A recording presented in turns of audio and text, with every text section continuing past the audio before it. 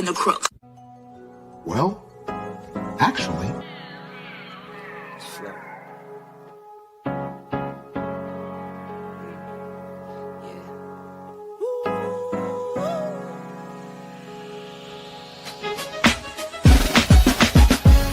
Yeah, I'm watching the rise, and I wouldn't say I'm shocked cause I'm hardly surprised.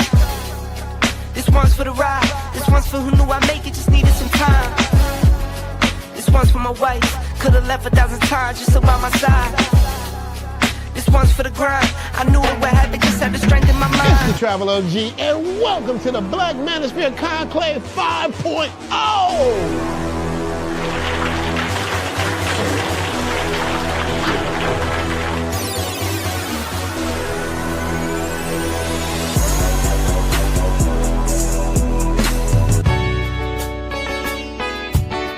We got started in 2021 in Atlanta, united in the pursuit of excellence in all things. It's been one hell of a ride. Can I tell you what's on my mind? Cause I've been thinking about it for quite some time. Hey, can you give me a moment to declare my love? Can I tell you what's on my mind?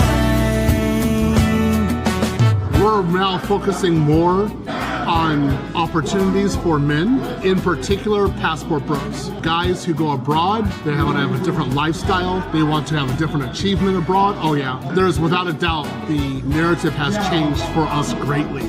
I just finished speaking and having a chance to tell individuals about how to live the American dream outside of America. And I was here to help so many men when it comes to understanding what they need to do in order to relocate. With the political climate, things that are happening worldwide, guess what? Nobody's coming to save us.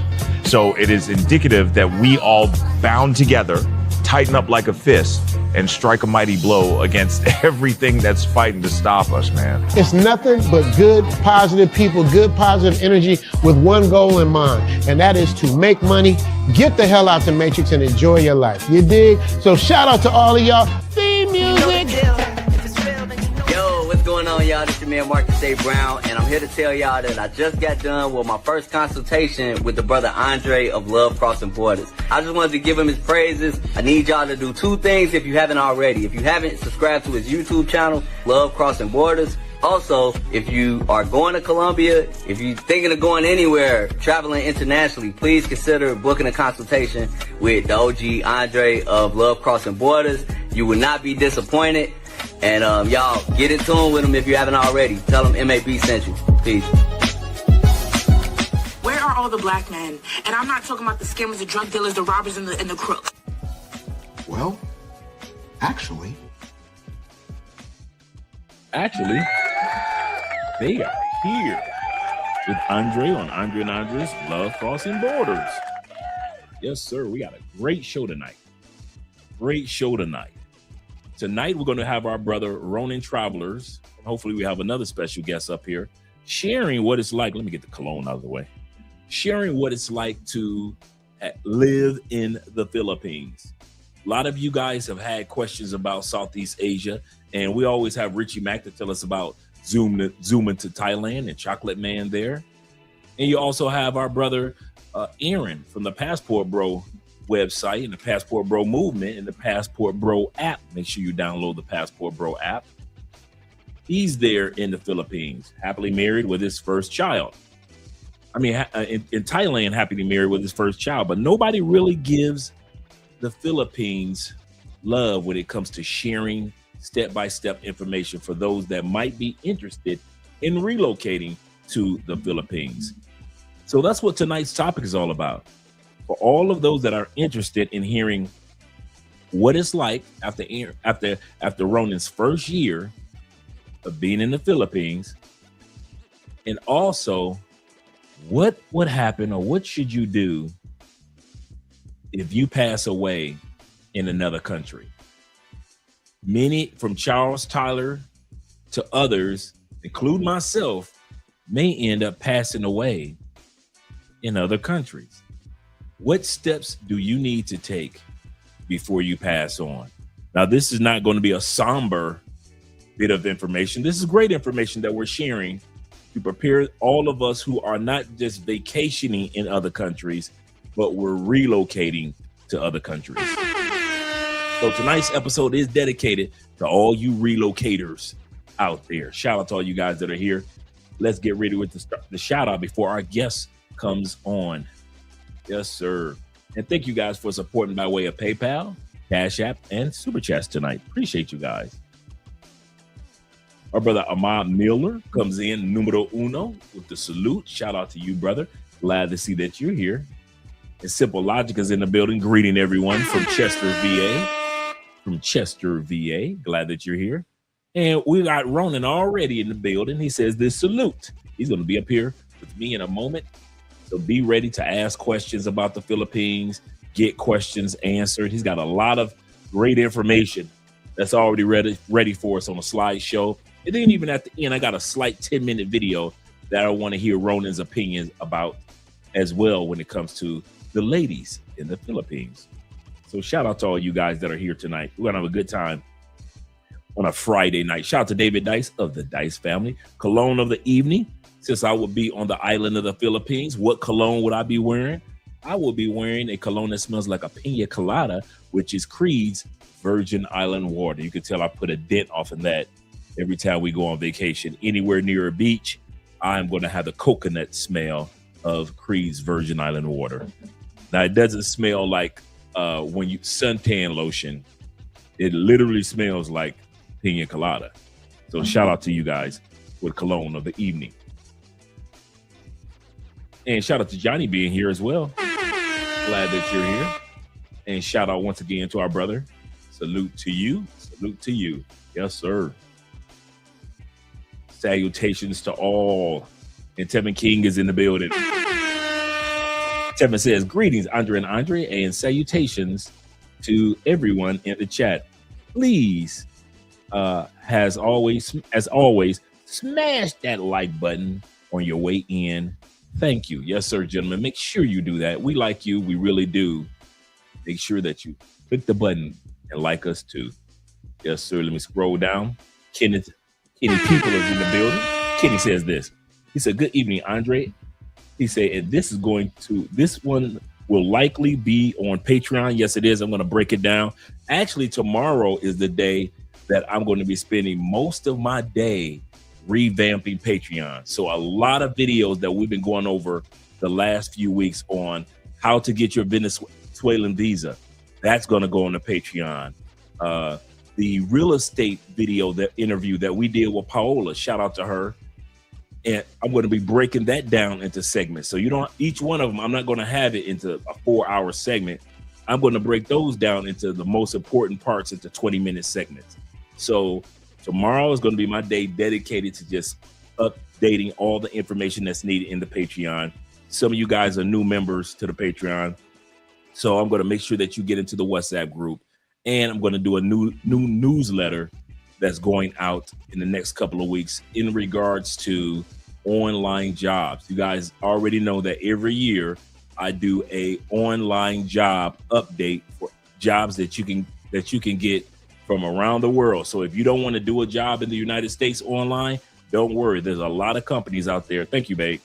There are a lot of companies out there that are looking to hire you on an international scale. So we're going to look at that. That's going to be one of the up and coming bits of information that I'm going to be sharing on the Patreon in the next couple of weeks. Yes, sir. So yeah, Ronan is a special guest tonight. Shout out to my brother Jay Kaysen in the building. Salute to you, brother. Salute to you, Mr. and Mrs. Spence as well. Yes, sir. Appreciate that, brother. Shout out. Shout out. And we got Bobby Coltrane of the Coltrane family in the year of our Lord, 2026. Glad Bobby's here with us, as well as our brother E-Man Perry representing. Shout out to all you guys being here. I'm telling you guys, this is going to be a great, informative episode. I got my pen in hand. I got blank paper and pen in hand.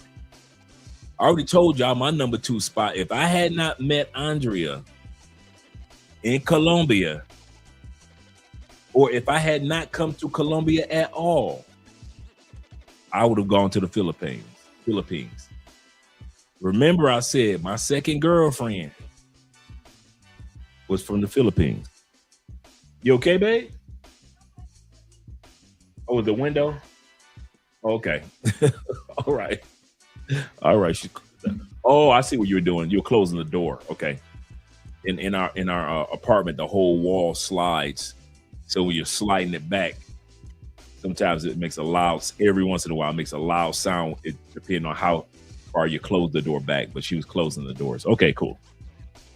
But yeah, Philippines would have been my spot. Second girlfriend in my life, Lisa, was from the Philippines. Fine as she wanted to be. Ooh, that was a bad Asian chick.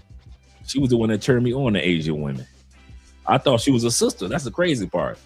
I saw her at a party, at a house party, and I saw her from the back, and I was like, who is that sister? Who's the light-skinned girl? She turned around, and she was Asian. I had to holler. She was from the Philippines. I was like, you built like that? They built like that in the Philippines? So I already said, if I was not in Colombia, yeah, I'd be there with the bugs and the bad internet in the Philippines. Yes, sir. Shout out to my brother, 3138 in the building. You better back the fuck up out my face, goddammit. I'm from Detroit, Michigan. Don't play with me. Shout out to the Detroit boys. Yes, sir. Shout out to you. Let me scroll down a little further. So once again, shout out to Mom Spaghetti being in the building. Salute to you, fam, as well. Glad to see that you're here. Let me scroll down a little further because we got the official one. Official Kobe in the building as well. Shout out to you being here. Also, as well as Brother Bean.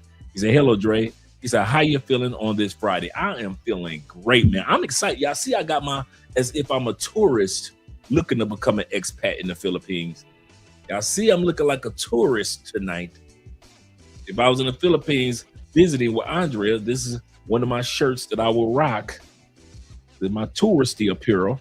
Shout out to my favorite YouTube name in the building, The African Wolf is in the building. He said, Dre, he said, I gotta ask, when are you getting the next, when you're doing the next stepfather sermon? Oh, I got one set up. I already got one set up, bruh. I kid you not. I probably do that one next week. I got a couple of them with the stepdads, and I got a few of them with the ladies cheating on men. I don't know why women want to cheat on good men. And this is the one I got I think I want to do this one on Sunday or tomorrow. When men lead with money and you still get cheated on. You think, because I think one of the biggest misconceptions, even with rich men are some of the first men to get cheated on. Men with money, men that could buy 50 of that particular woman, and she will still cheat on you with the pool boy. So we're going to look at situations like that where women who have dealt with rich men are saying, yes, we cheat. We cheat on rich men. So when they leave with money, it don't mean nothing to us. Yep. Shout out to Zeta being in the building as well. Because tonight's episode is about the Philippines. Yes, sir. We say, yeah, them Asian, melanin Asian women are hotties. Yes, they are. Yes, they are. Black is Night in the building. Salute to you. Yes, sir. You say General Andre. RAP to Bob Bass. Oh, wow. Bob passed on? Wow. RAP to Bob, man. I did not know that. Wow. All right. Bobby Coltrane says this. He said, Dre, would you be getting a pointer from the Philippine people? You know what? That's a good call. I need to get her on the show. I'm glad that you mentioned that. I didn't even think about that. I had not thought about that. And I've been, I'm like you guys. I've been following her for the longest. Yes, sir. He said, if I was in the Philippines, I wouldn't have met any of y'all. International Quiet Store. He said, I would have been out all day, every day. Darn be the internet. Internet be darned. For real. I ain't mad at you, brother. Where there's a Wi-Fi, there's a way. That would have been me. Where there's a Wi-Fi, there's a way. Shout out to International Quiet Storm early tonight, as well as my brother 007 in the building. What's up, Dre? And chat and REP to Bob Bass. Yes, sir. Wow. Yeah, I didn't know that either. I did not know that either. Sometimes I'm on cue with things, and sometimes I'm late when it comes to things going on in the United States. All right. So as I was saying, we have a special guest that's going to be coming up in a few moments, our brother Ronan. And the key thing is Ronan's been there for a year. We've been knowing Ronan, you know, on this channel as well as his brand, long before he even went to the Philippines, right? He's established himself. He's built a whole life, man. And that's why I like to interview you guys, because you guys may build a whole life just looking for a country, or you might even build a whole life in that country. Either way, I kid you not, man, I appreciate the fact that you guys are willing to share with others your journey and how you made it in that country. So I appreciate that, man. Shout out to Ronan right out the gate. Right out the gate.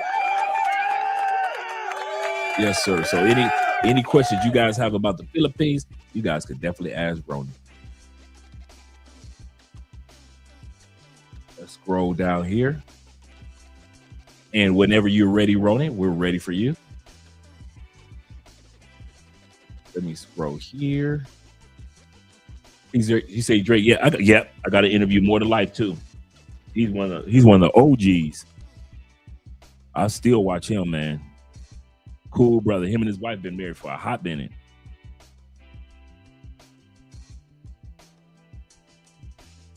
Yes, sir.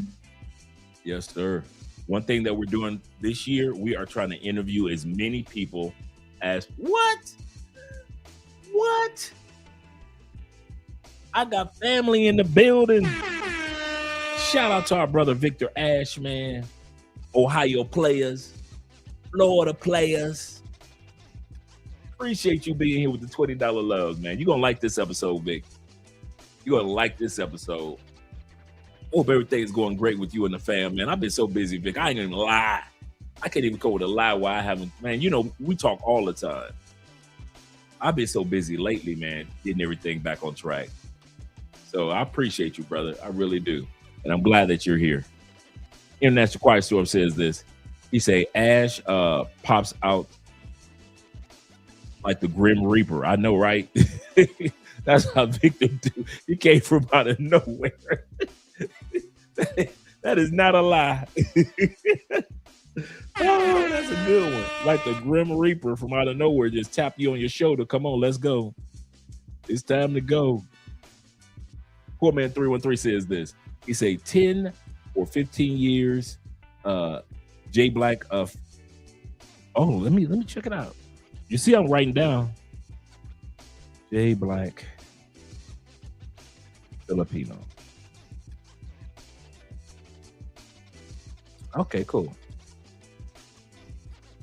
Okay, those. Yeah, I've been like I said, I watch More to Life all the time. Why I haven't reached out to him for an interview, I don't even know. I've been watching him for a hot minute. Shout out to our brother Jake Anderson, the great being in the building. Shout out to you being here, brother. Shout out to you being here.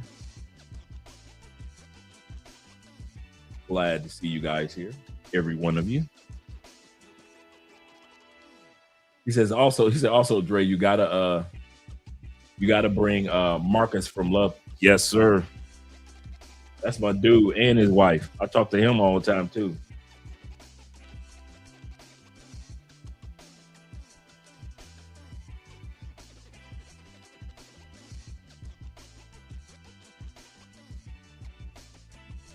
All right. Without further ado, we have a special guest that is friend to the family. I mean, friend to the channel, family to the channel, always here supporting. And I saw his video on his YouTube channel, Ronan Travelers, and he was showcasing his first year, step by step. This is the cool part. Step by step, his experience when it came to living in the Philippines. And it was so good. I hit him up right out the gate. I say, Ronan, I would love to have you on the show for this particular episode to reenact, if you will, all the information that he shared on his channel regarding living in the Philippines. Because it's not just living in the Philippines, it's also when you live in Southeast Asia, just in general. When you're living in Southeast Asia, the opportunities are there. And so we're going to talk about that tonight for you guys, man. We're going to talk about those opportunities. So without further ado, the Cologne man himself, let's bring him on stage, Ronan Travelers. Yo, how's everything going? It's going pretty good, man. Good morning to you, kind sir. Yeah, man. I have not been asleep lately. I actually woke up like 4 o'clock. When I started communicating with you, I woke up. That was a little bit around 4:30, 5 o'clock this morning. I know. And I've been going since. I sent that information over to you, and I was like, well, I hope I didn't send it too early, but maybe I sent it to where he'll wake up. And then when you sent me a response, I was like, man, it's early over there where he is. I say he doesn't have to keep his military hours anymore. No, sir. I clock in and clock out when I want, You see me, man. You seen those AIs. You see how quick I kick those suckers out. You did. They were pretty good. Whole character sheet. Yeah. I appreciate it. They were pretty good. Let me change the music, turn it down so we can hear everything that you have to say. Like I said, I got my pen tonight. I'm ready to take notes. And I've got your slides ready. So we're going to be looking at the slides. And so whenever you want me to pull those up, you even got to I sent you a little picture you can pull up while we talk. Just wait a minute. Let me remove that. Remove the slides first, and I'll show this first. Okay, here we go. The pictures. Talk to us, Ronan Travelers. Talk to us. My mindset, right off the bat was I had a purpose of coming here. It wasn't just, I love the Philippines, by the way. I do. Right. I started coming here in the military, and I felt so at home then. I had a mental note that I always wanted to come back and explore it even more, beside for the beautiful women. Right. The culture was right for me. The mentality was right. People were friendly. And I literally, as a young man, was walking down the street and some old Filipino women just grabbed me by my arm and started talking me in Tagalog. I was like, no, ma'am, I don't understand. You know what I mean? So it always made me feel home, like I was at home there, at home here, because they naturally would assume if my hair wasn't bushy or curly or whatever, I blended in. And matter of fact, I'm lighter than her whole family, which is crazy because they think I'm dyeing my skin. That's the thing here is colorism, in the Asian culture. So, the fact that I have lighter skin than them, her little sister's like, find out what cream he's using because he's light. I see. I know, right? That's kind of odd. You being the lighter one in the family. Yeah. So this is just a little collage of how I started when I first got here. The city buildings on the right hand side. I stayed in BGC when I first got here.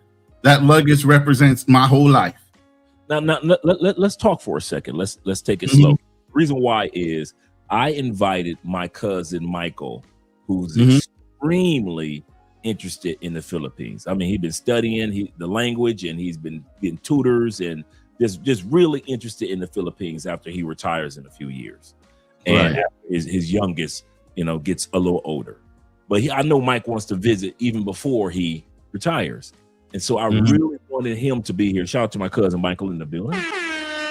And so when you name off cities and locations, and I know about these major metropolises, but for the guys in the comment section, shout out to our brother from Canada. I told this guy where I was from. He said, "Oh, Canada." Black Nubian in the building. You know about the larger cities. I studied it, and you know, but for those that don't know, such as Mike and others in the comment section, could you give us a breakdown of like you said, the BGC, correct? Yeah, BGC is Bonifacial Global is one of the major areas of affluent neighborhoods. You have a lot of foreigners that live in that area, a lot of shopping, high-end stores are there. You have Makati as well. Cebu is a popular spot, but BGC was a soft landing for me. And you know, and why is that? Because it has mostly everything you would want as an American coming here without feeling like you've been inconvenienced. Okay. High-end internet, comfort as far as, you know, the condos or whether they be Airbnb or something you're renting. Everything's more Americanized. Because as you come out to the province, you're going to realize there's some things that ain't necessarily standard that comes in your home. Now, Providence would be considered a smaller town or a smaller city or a suburb.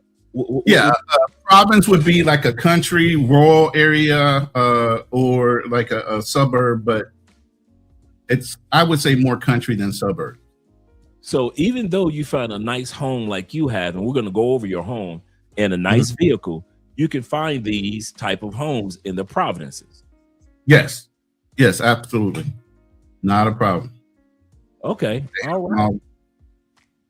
And then you can actually have them built as well. So it's just up to you on how you want it to look. So this home that I'm in now was owned by a naval guy, you know, and his wife, she's a Filipina. And they're getting ready to get back to Puerto Rico. Okay. And I'm going to come to the comment section and the super chats in a second, gentlemen. Appreciate you guys showing some love for the channel. Shout out to T-Mac and as well as our brother Navigator being in the building. So, and Two-Tone, appreciate you guys being here. So let's walk through the photos because we got a couple of things we're going to go through tonight, guys. Just give you guys a heads up. We're going to go through over his photo collage that he's sharing with us because I've seen some of the photos and you guys haven't. We're going to go step by step over preparing to leave the USA. So this, Michael, as I was saying, this is very important. He's going to do a step-by-step slide on what you need to do to leave USA and relocate to the Philippines, as well as that the whole Southeast Asia region. Much of this can apply to.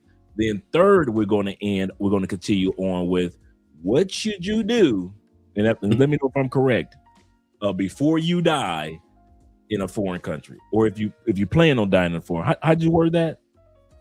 It was actually the question that Ford A put out on that panel, and he said, when your time is up and you die abroad, what happens? What happens to your assets? What happens to this? What happens to that?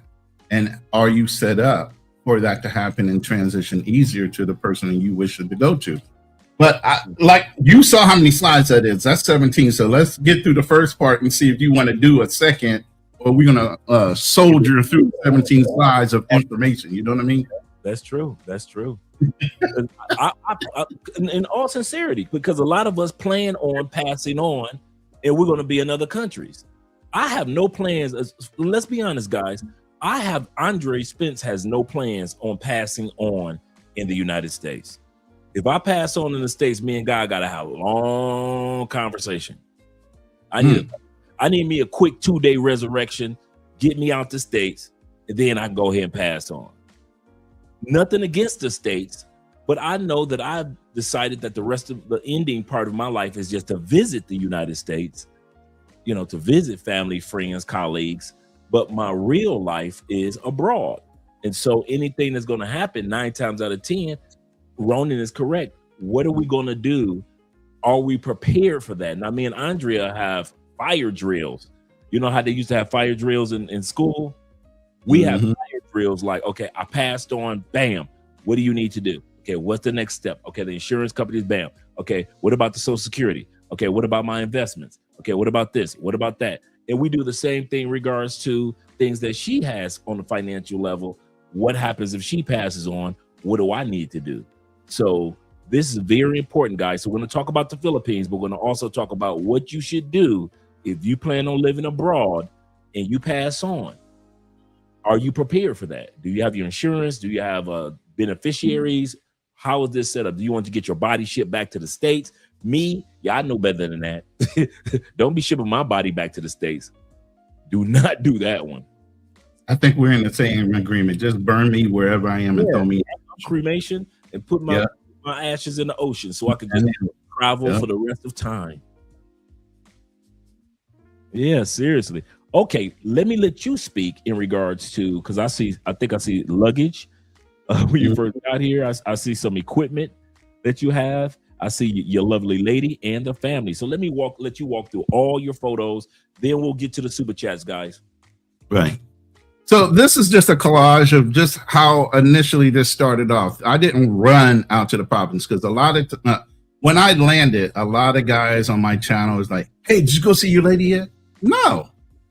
Hell no. No, I didn't go see her. I ain't starving. You know what I mean? I got things I need to do as a man, especially if I know I'm going to stay somewhere longer than a week or two.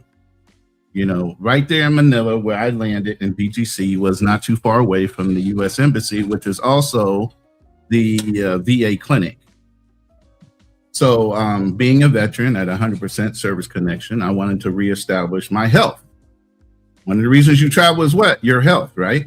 So you definitely want to reestablish connecting with how you're going to get services. You know, so one of the things I did immediately was get in touch with not only the embassy to let them know I was in country, but also get set up with a VA appointment. And that took a couple weeks while I was in BGC acclimating. And that's a military term, acclimating. Usually when you acclimate to an area, you want to get used to the weather, time zone shifts so that you function a lot better. Obviously, everybody gets jet lag, but you ignore the jet lag because you're only going to be somewhere, a week or two, not a month, a year, and so on. So I sat in BGC while I was doing all those things to acclimate to the weather, to the time zone changes, and then kind of ease my way out of American society and mentality into being in the Philippines. And that's another thing. Do not come here with an American mentality, even though they might have been owned by America up until the 40s. This is not America. There are certain things you can and cannot say here. Don't speak against their government. Right. Unlike us, we don't care whether you do or don't. They do. So as you get into a culture, you got to understand what are the do's and don'ts. What are your rules of engagement? I'm going to reference military terms, sports terms, and a whole bunch of other things while we're talking. So that was my purpose of being there for a month. So I stayed in BGC for a month. Okay, I got a quick question for you. Hmm? I'm non-military. Yeah. I'm going to be living in the Philippines. I'm not going any place else, just like you. Mm-hmm. You know, I'll visit places, but my bat cave is going to be in the Philippines. My first couple days there, are we going to do you want me to wait until we get to the slides to talk about that? I mean, yeah, we can get into that. The slides will kind of break down cost of living, mentality, and all those things. So yeah, we can definitely get through that real quick. And the idea of the luggage is just, that was my whole life. So everything else I either sold that was sizable, and the things that meant anything to me, I have a small storage unit in Houston that has all the things I did not want to get, my cologne collection and some other things, you know, my rifles, my guns, my different things like that are America, that I did not want to get rid of. Everything else big that would not compress into a certain size storage unit, I got rid of. My overhead for that storage unit is $100 a month. Not a big deal while I'm gone. Now, anything else, it would have cost more, $300-$400 if I kept all the rooms of my house in that storage unit. And at that point, I could have replaced everything brand new by the time I came back. So why keep it at all? And I know, Andre, you tell a lot of people you're not coming back. I'm going back. You sure? I gave back 3.5, 4 years, and I'm going back. So I'll be back in Texas because in Texas, I actually get to own the land I buy. You can't come and get it on taxation. You can't do anything when you're 100% service connected in Texas. I own my land outright, and I'm going to take advantage of that. Then we'll double back and come back to the Philippines after that. I'm not mad at you at all. So let's continue on through your photos. I see you got equipment over there. Yeah, I got my whole life there, and then obviously you got to meet the fan. You know, you got to see what you're dealing with. You got to see the background, the moral aptitude of the woman that you're dealing with and their family values. So obviously I wanted to meet the family. So a month after I got in there, I came out to Isabella Province. Where I live is about 5-minute drive to the airport. So I'm very convenient. If I needed to catch a flight to, Manila because I'm not feeling well and the hospitals aren't that great here and the first class hospitals in Manila, it's like an Airbus, 50-minute flight. Okay. A commuter flight type of thing. I can take a 50-minute flight. I can schedule a flight anytime, one day, next day, I'm on a flight. Not a big deal. That's good, man. That's all good. right. So with her family, they're traditional Catholic, Roman Catholics, very devout. Her family is from Visayan to Tagalog. Her mom is a descendant of Spanish. Her mom was a governor's daughter at one point, and then her father's Visayan. You can see the skin tones already, right? Yeah, I can. It's kind of funny. As I look at the photo, yeah, you are the lighter one in the photo. Especially my legs. My legs are crazy light. So go ahead and get that tan while you're over there, man.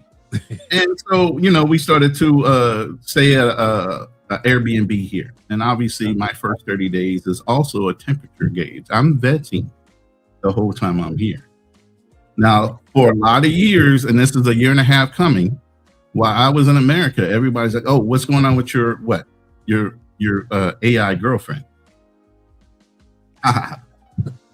Hey, she's too beautiful to be real. Okay, that's good. So I can show you better than I can tell you. That's right. I'm not going to argue with you. I'm not going to sit there and debate with you about whether she is or isn't real or whatever. I'm going to show you. Yeah, I went through the same dance that you went through. Even though I met Andrea here, when I went back to the States, everybody was like, she's probably over there doing this, or are you over here being faithful to her? You probably got her over there thinking that you a good dude, Dre, but you ain't all that good. 10 or 15 on the list. Yeah, so a lot of times, right. So a lot of times people thought that even if Andrea was a good woman, I was a bad guy because I was a bad guy in the past. So that's all they knew. And so now they're thinking like, oh, he must be still a bad guy. So he ain't gonna do nothing but hurt her.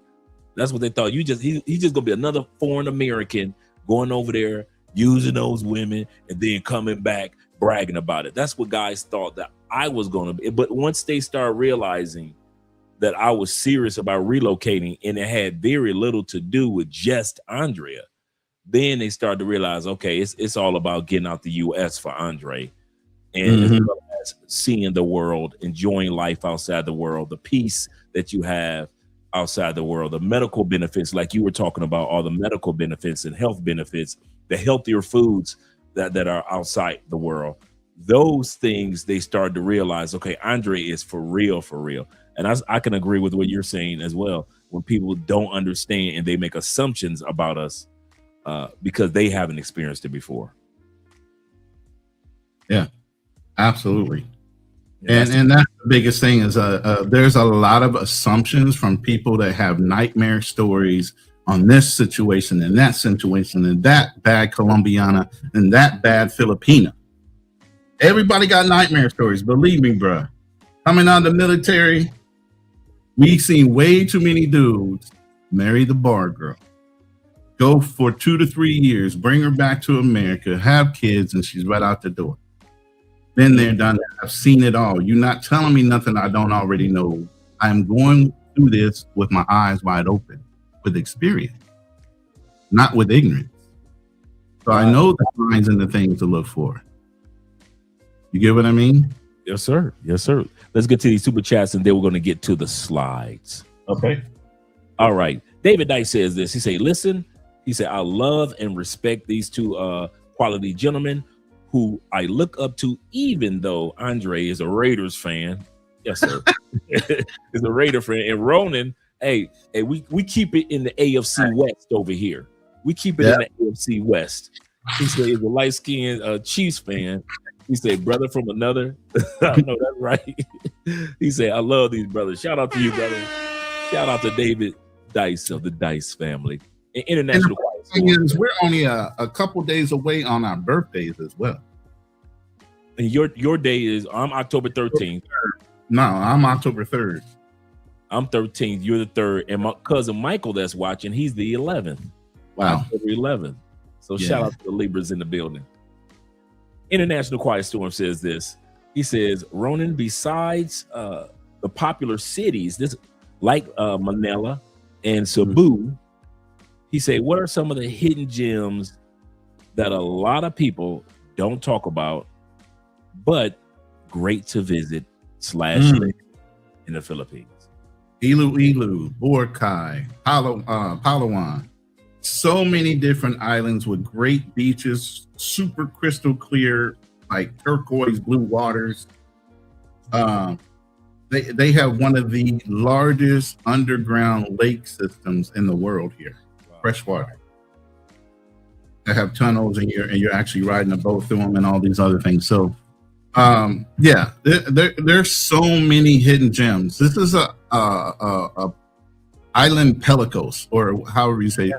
However you say it. Over There's 7,400 and some islands here, and they speak almost 270 dialects, aside for just English.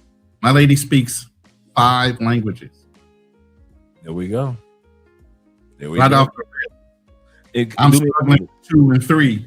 She got 5. Hey, for me. Once again, could you name off those and give us a little information on those at least 3 major areas that you would recommend for Boracay is a good place. Why? Beach, white sandy beaches. A lot of tourists go to Boracay. Palawan. Palawan is a couple islands in a chain, but all white sandy beaches, crystal clear blue or aqua teal type of colored water. You can see straight through it. And then there's reef for like snorkeling and different things like that. You can see little fish and everything. And then if you want to swim with the sharks, there are huge land whale sharks right off of Cebu. And you can go there and schedule an it's an early morning thing. So if you're a bad early morning riser, you're going to suck at trying to get up to do this. But you get up early, you get out there, and they'll take you out, and you're allowed to swim with the sharks, the whale sharks, that is. Take pictures. You just can't touch them. That's just 3. But there's a ton of islands and a ton of different things and a ton of beaches. Like I said, it's one of the places that you could never run out of things to do on 7,000 islands plus. It'd take you a lifetime. Yeah. If you wanted to go through all that. Yeah, that's a good point. Let's scroll down a little further and let's see. Let's go to the next one. International Quiet Storm says, he said Ronan's wife pulled up on him like the Terminator. If you want to leave. That's right. She told him, come with me if you want to live. Leave those stateside women alone. Come with me if you want to live. Right. And here's the thing. When I first got off the plane, right? Uh-huh. A lot of people hear these nightmare stories where the girl will bring her whole damn family, extended family, everything. Man gets off the plane. He might be flight weary, jet lag, but he got to take everybody out on the street. No, no, that's not all Filipinos. That's not all families that want to take advantage of you. I got off the plane. It was a small little group of people. Her dad's the driver. Right, so she gets out. She runs over to me. Her sister is filming the whole thing. And then her brother's standing there. That's it. It wasn't 30, 40 Filipinas and extended family, aunts, uncles, cousins, and all this. And did we go somewhere to eat? No, we went right to the Airbnb and they went and gave us our privacy. There you go. So it's how you set it up and what you allow. True. Not what you allow them to push you into. So anybody who comes back with that nightmare story is obviously somebody that's not strong enough to tell people no. And that's true. And you know what? A lot of times, Ronan, it's not even about telling the other person no. It's also about telling yourself no. Yeah. Because sometimes guys will go to other countries and they've been impacted by, relationships in the United States, dating in the United States, and you got a pocket full of money. And so now you want to feel good about yourself. Let's be honest, guys. Sometimes guys that want to feel good about themselves, so they don't tell themselves no. And so now you're spending and splurging money and you wonder, how did I go through $300 in the Philippines in my first week? That's because in order to feel good about yourself, you're showboating. So sometimes you need to tell yourself no, even before you tell somebody else no, correct? Correct. It's just discipline. You know, not only financial discipline, but discipline, period. And that starts within yourself. Like we say a lot of times, Dre, both you and I, you need to work on yourself before you get on that plane. Don't impose your own issues and traumas on the world. True. Fix yourself before you get on that plane. That's so true. This is a good question by Brother Elham. Shout out to you, Elham, being in the building. He said this. He said, what do you like? And I'm just paraphrasing. What do you like most about the Philippines so far? The quiet, the peace. Not the John. I haven't looked at. I look at global politics or global things going on. I don't know what the hell is going on in America. Thank you. I'm not alone now. I have an Android box right in that room. I can get all of the local channels. I can still get Kansas City channels. I can still get regular channels all over the United States. I don't even have a desire to flick on and say, hey, what's going on in Kansas City? What's the weather looking like? How's the snow? I don't even know unless somebody tells me, hey, you might want to cover this on your channel. Oh, yeah, what's going on? Then I'll go and do the research. Other than that, it's the peace that I have and the ability to focus on something. One of the things I came here to do was also develop other income streams. Right. And low overhead while I'm doing that. So when I go back to Texas and when I go back to buy that land, I don't have to worry about doing much when I get there because a lot of the things I'm doing are AI automation. It'll be doing the work for me. Yeah. Yeah. And a lot of guys don't realize how AI is just, I love it, man. I love AI has been on YouTube for so long, and to see what AI has done over the last, I say, year, it has saved me a ton of time. I could easily say for YouTube, 70% of my workload now is AI. I don't have to create YouTube shorts anymore. AI does all the breakdown for me. I don't have like after this stream, I could just feed this whole stream into AI and it'll break it down into 20-minute clips for me. All I gotta do is and now AI does all the thumbnails for us, as you guys can see with the thumbnail we had today. AI does all the thumbnails. I don't have to do making all the thumbnails like I used to, step by step. AI does it all in seconds. So now I can focus on my classes with Theo or writing books or whatever other avenues of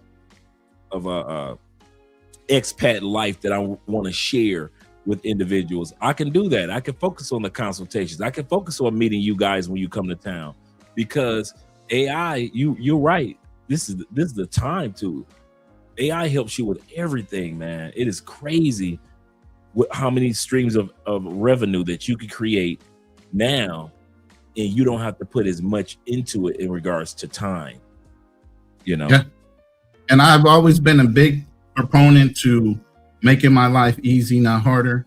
Fighting against the system, but figuring out how the system is and exploiting it. And yes, I'm using the word exploit. YT people do it all the time. Yes, sir. I adopted their nature. I exploit rules to my benefit. Absolutely. Absolutely. I kid you not. I agree with you 100%. Like President Trump said during the debate with Hillary Clinton, if you don't like the way I take advantage of the corporate tax laws, change the laws. Change the laws. You know? Yeah. And as a fiduciary and somebody knows how money works, bruh, I would be stupid not to take advantage. Yeah, absolutely correct. I see everybody in my same system doing the same thing. And it's not against the law. There are things that you can throw your money into that are not taxable. There are things that you can pull your money out of that you don't get taxed after you pull it out. And I can tell you, most of the wealthier families, the Rothschilds and everything else, they have businesses in these things. So when the market takes a dump, they can hold whatever they got and they can just pull out tax-free money while they wait out the storm. Yep. That's a good point. Really good point. Let's get ready to go to your first slides. Okay. Let's get ready to go to your first slides. Add to stage. Let's move us out of the way for a minute. All right. Yeah. So let me be quiet and let you get started. First thing you got to do is, while you're preparing to leave the United States, figure out what country you want to go to. Not only that, what are the things that you basically need? We call it beans, bullets, and band-aids in the military. You need those things in order to function. Okay. In the civilian world, you might want to check into your health, whether you're on medications, how you're going to get that, whether the country actually has good power. Do you have brownouts? Do you have blackouts? Do you have equipment that needs to run regardless of whether they're having an issue with their power?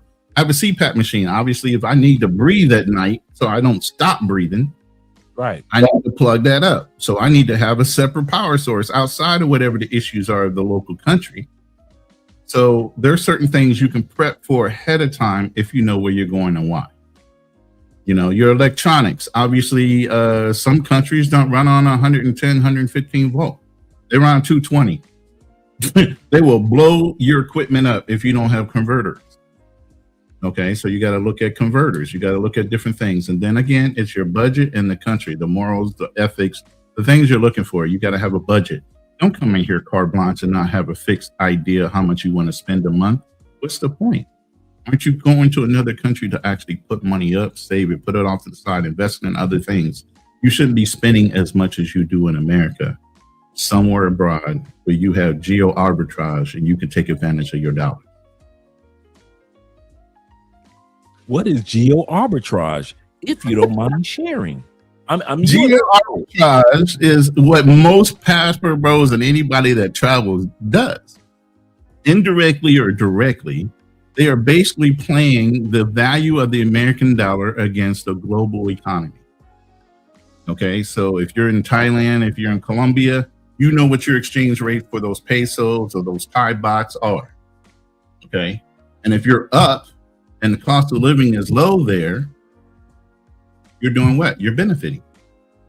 So all that means is you're benefiting from the economy and the countries you're going to based on the value, petrodollar, of the American currency.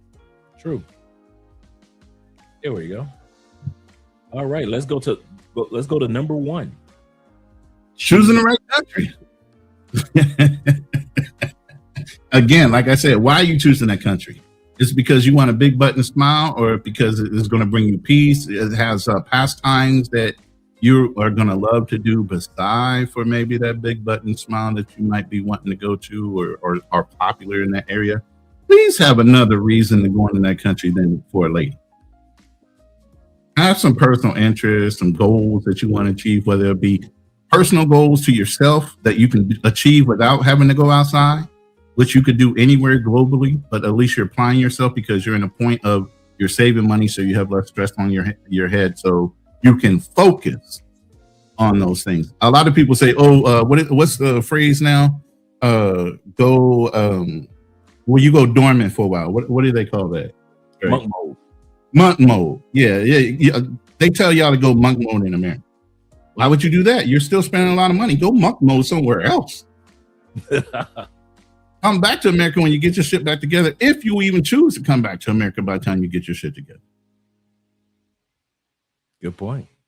Go monk mode in another country if you can afford to do that. If you're making money remotely, then you should be able to do that while you're figuring out. Here's a great thing. While I'm abroad, I don't have the stress and the overhead of trying to compete in America. I have less. And once you see my budget, you're going to see how much less I spend on everything in a month. So I had less stress on achieving the things of my comfort level that I need to achieve. Well, I can focus on learning certain things and learning the things I need to do in order to develop those income streams. While you're at home trying to compete to keep up and still trying to cross focus on the other things when you need that extra brain power to focus on that stuff, I don't have to worry about that.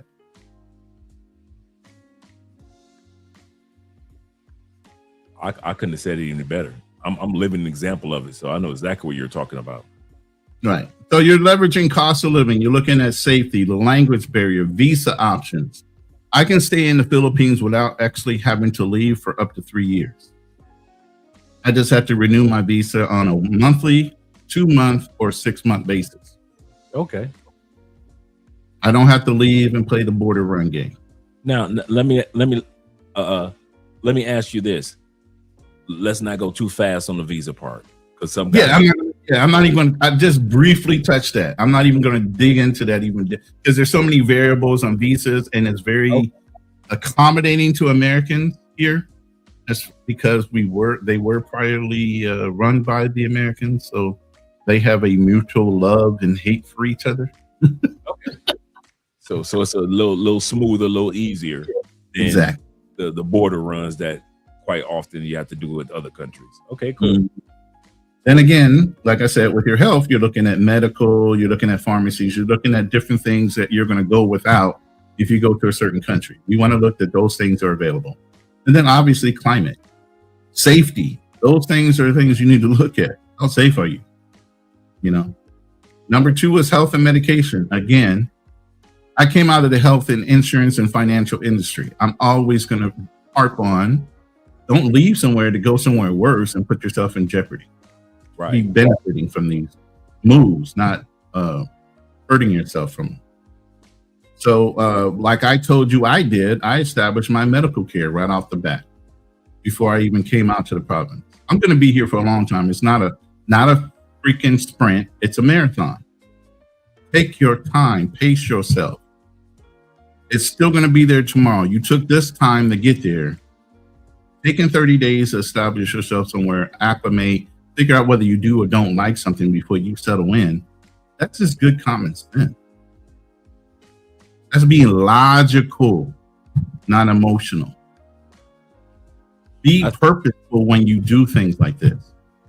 I see one of the things on here that you have is carry your prescriptions and copies of medical records. A lot of guys don't realize how important that is, from dental to your eye exam records to any other physical records or your medication records. Andre and I have all that in one place in the States. I mean, one place here. So when we relocate to another country, we have all of our medical information in one place.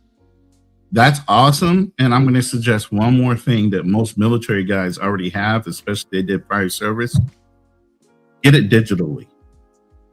Okay. Not only on a server, like a cloud server, but have a thumb drive, or we have ours on a CD-ROM. Now that's getting outdated, so I would transfer that to a thumb drive or something. So you have it on hand with you. A little bit easier than carrying a folder around. And what if you get caught in a fire and that gets burnt up? True. Okay, cool. Sound right notes. Get it digital. Get it digitized as quickly as you possibly can, and get those records on a cloud server that's protected somewhere. Yep, exactly, T-Mac. And most military guys automatically know this, because when we get out and we start wanting to file our service connections, the first thing they'll do is we'll request a full copy of our medical service records so that we have those in evidence when we submit for our service connection. So we have that evidence, and then as you go through the VA system, everything they give you a paper copy, but you also have a digital copy. I don't know if you remember the movie. What was the movie with Patrick Swayze where he was a bouncer? Oh, Roadhouse. Roadhouse. You notice how he had his medical file with him from town to town. Because it made it easier. He could outline how many times he got cut, how many stitches he had, how many broken bones he got from this incident, that incident. Aside from your scars, you actually have the medical documentation. Same difference. It's kind of funny that you would say that, because as you were speaking, I was thinking like, okay, I got to take the whole folder, and even though I do have a scan right next to me, I have a scanner / a printer right next to me. But here in Colombia, which is going to be beneficial for me, Colombia sends you all your medical results, a copy of all your records, everything in email form. So all I need to do now is not scan anything. All I have to do is just take all of our records that's already in our email addresses, just put it to one in the cloud and flash drive, and I'm good. So I'm glad that you guys mentioned that, because I didn't even think about that part. But all of our all of our records actually come by way of email anyway. Like if I go to get an exam, the results of that exam comes in an email. So you don't get a paper copy. So our paper copies is what I've scanned off of, from the actual digital to our physical records. But you're absolutely correct. I need to take all those digital results that we've gotten and put them in an actual time-stamped digital form. Right. Put that out. So yeah. And for those that just have paper, you can go to any copy center, any place like that. They have very good scanners. I used to work for Icon and copier companies too. So they can pretty much scan anything, double-sided, doesn't matter. They can scan it all in. And once it's digital, lock it in. Just get it on a couple of thumb drives, and then upload it into the cloud on even on your Google Drive. Yeah. I forgot the one I used to go to in the States with the name of it. It's like the franchise in every state, something printer. I forget the name of it. It's a franchise, and they're all over every city in the United States. And as you know, any important document that needs to be verified by the state or anything else, you should be going to your local city government location, having it notarized, stamped, and they scan a copy into the city records. So now you have a backup to your backup on your important documents. Not only do you have a digital copy, you can always request a copy of that document from the city government that you went to get it logged in and scanned with them, and they notarized it. Yeah, I'm thinking of all the things I need to get done now, like my birth certificate. Even though I have the apostille stamp on the birth certificate, I don't have a digital copy. Yeah, I got a lot of stuff that I need to scan. You do official things, they're always going to ask for a certified copy of those important documents. Get ahead of it. Get it certified once, get it locked in, and then show that it's been certified and registered by a notary. They can always go back and request. Yeah. All right, great suggestion, man. And I'm glad it kind of stopped you on that one, because I knew how important it is to have a copy of in Office Max, Staples, Office Max. Absolutely correct. You can get all these scans done it's not expensive. In order to have a digital copy as well as your paper copy of all your records. Absolutely. Number 3 is power. Blackouts, electronics. Make sure your electronic works in the country you go to. Whether you buy inverters, portable inverters that you throw in your suitcase or whatever you're traveling with to get you by until you start buying electronics in that country or whatever you're using. But for your immediate needs, make sure you have a couple inverters or something that can handle the power increase from the wall. Now, what I did, besides for bringing a couple inverters in my suitcase, I was ahead of the game because I already had somebody I was coming here to meet up with. I shipped what they call a Baklaban box, Bayan box, which it's only $165, which is dirt freaking cheap. If you ever try to ship something overseas, and then you have postal inspections and all this other, the way this works, it's a pretty big box. And you can stuff it with as much stuff as long as it's up to a 2-man carry. The weight is no variable up until it's 2-man carry. You can put anything in that box. Obviously, that's legal. Food, seasoning, whatever the hell you want. All right. And then it comes over by freight, by ship, in a shipping container. And it doesn't go through inspection. The shipping containers run free through the immigration or through the inspection area. So pretty much a lot of Filipinos is famous for this, though they're all foreign overseas workers. They'll start shipping stuff from those countries that their families would like, and they can pile it on Spam cans, this, that, chocolates from different countries. And everybody loves American chocolate. I know I got an argument with Fearless about Swiss has got the best chocolate. I don't care. It's an American chocolate thing. Everybody wants American chocolate. So you can put up, like I said, 2-man carry.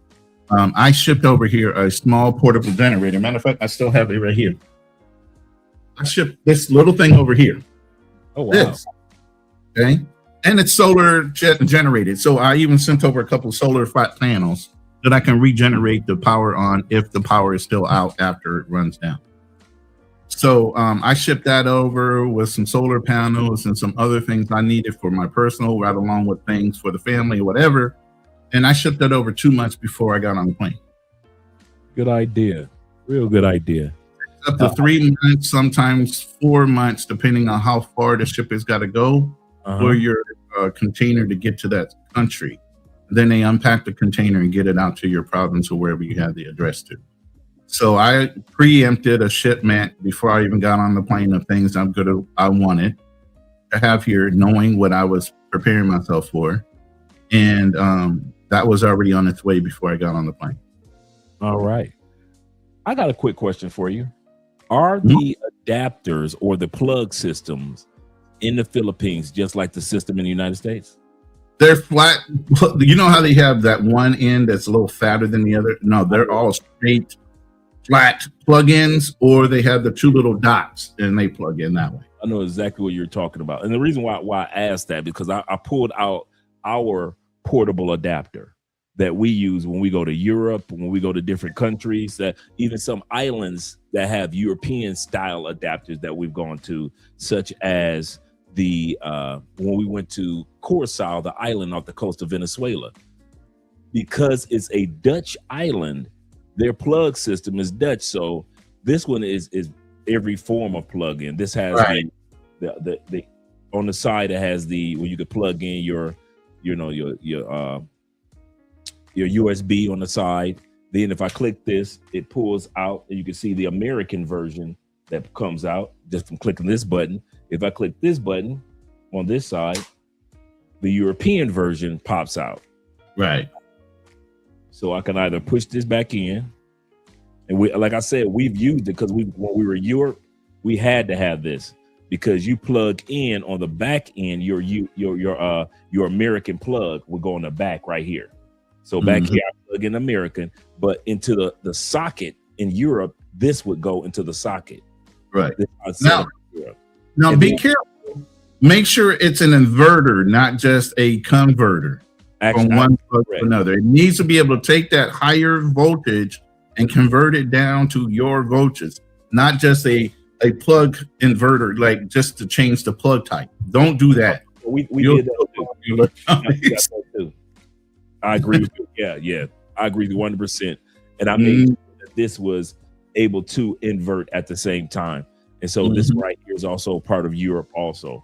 But you're absolutely correct. I had to make sure that this could take the voltage because, you can burn something up if you got the wrong thing and you're trying to plug it up and you're like, okay, I plug my hair dryer up into this. And if it burns up, then you're in trouble. So you do have to make sure that it go ahead. You got a story? I ordered a luxury item. I love my Ninja blender and I love smoothies and making protein drinks. And so I ordered a Ninja blender. I finally got it here from Amazon because now they're starting to have Philippines Amazon. Other than that, you're getting it from Temu or someplace like Shopee. Right. All right. So I ordered it and for some reason they shipped it from Mexico. So I already knew there was going to be a power problem. and I plugged it into a standard like surge protector for the country, but it didn't have any inversion to it. It popped the fuse on the damn Ninja blender. They said, "Oh well, all you have to do is unplug it and let it sit for a while. It'll reset." It never reset.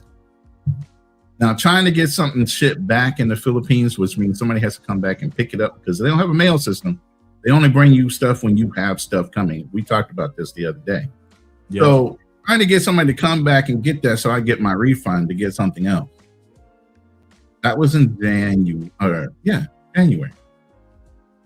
That product is still sitting in the box, brand new, blown to you, downstairs in my den area. Yeah. It is a pain. So yeah, make sure with the power situation, you guys are prepared for whatever the ants coming out of the wall. And sometimes it's not just the power, it's the ants that will blow something up. So make sure you prepare for that. Electronics background, sorry. Oh yeah. Then the big one for you ballers out there, yes, you need to put yourself on a budget. Number 4. Put yourself on a budget. Figure out what you're willing to spend and what comfort level that brings. Okay, there's not going to be all the conveniences in some countries. You're going to have to give up a couple things maybe.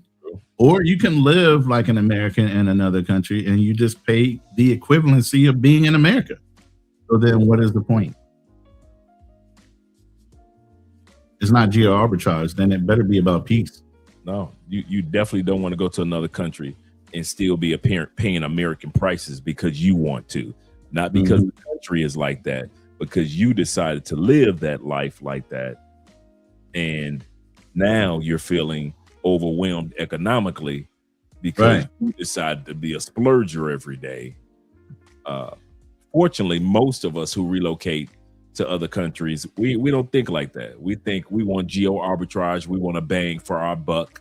That's the same thing that they're doing. Like I mentioned the other day, that they're doing with people that are relocating from California to Austin and Houston, Texas, and San Antonio, Texas. That's geo arbitrage. They're taking that California dollar and converting it to smaller cities in Texas. Am I correct? Yeah. Guess what? I lived in California. That's where I was fiduciary at. Guess what I used to advise my clients to do once all their kids moved out of their $700 to $1.45 million house? Sell your house because your kids are millennials. They're never all going to come back at once. You don't need a house with 7 bedrooms. You bought the house as an investment. Sell the house, go down south, buy a house that's equal size or maybe even a little bit smaller because you're still, again, not going to use all that. And then put the rest in an investment account. Yes. Start having a life. That was my best advice to all my clients in California. Can't beat that. And I demonstrated it. I left California and moved down south before I got on a plane to fly over here. There you go. I did that. I see you got almost like a breakdown: core expenses plus creature comforts plus health reserve. Yeah, there are things you can't do without, and then there's things that you remember what we used to say. There are things that you want, and there's things that you like, and then there's things that you absolutely need. Correct. Let's break those things. What things do you need to survive? Then things, what would you like or what you want to have? And you can add those in according to whatever you want to add to your budget. Y'all saw that truck, right? I own that truck outright. I waited 5 months to buy that truck. I didn't just drop cash on it right away. Right. It was a little tester for her.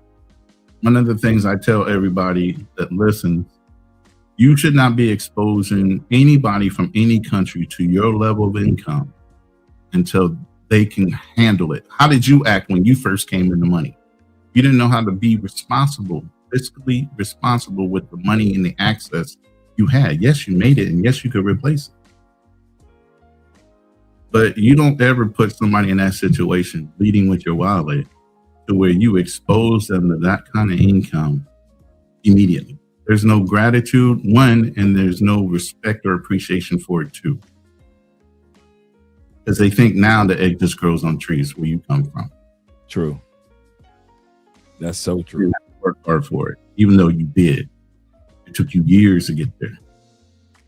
And you're exposing them something that you took years to grow up and have, to them having it instantly in seconds. What do you teach that person? It's kind of funny that you would bring this up, Ronan. In all my 7 years, I never talked about that. I kind of kept that statement to myself, and I don't know why I did. And I'll tell you how I understand that.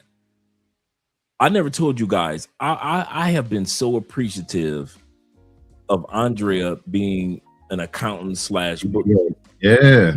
So many corporations here in Cali. I'm so appreciative that when she lived in Medellin, her and her uncle had their own company, their own business.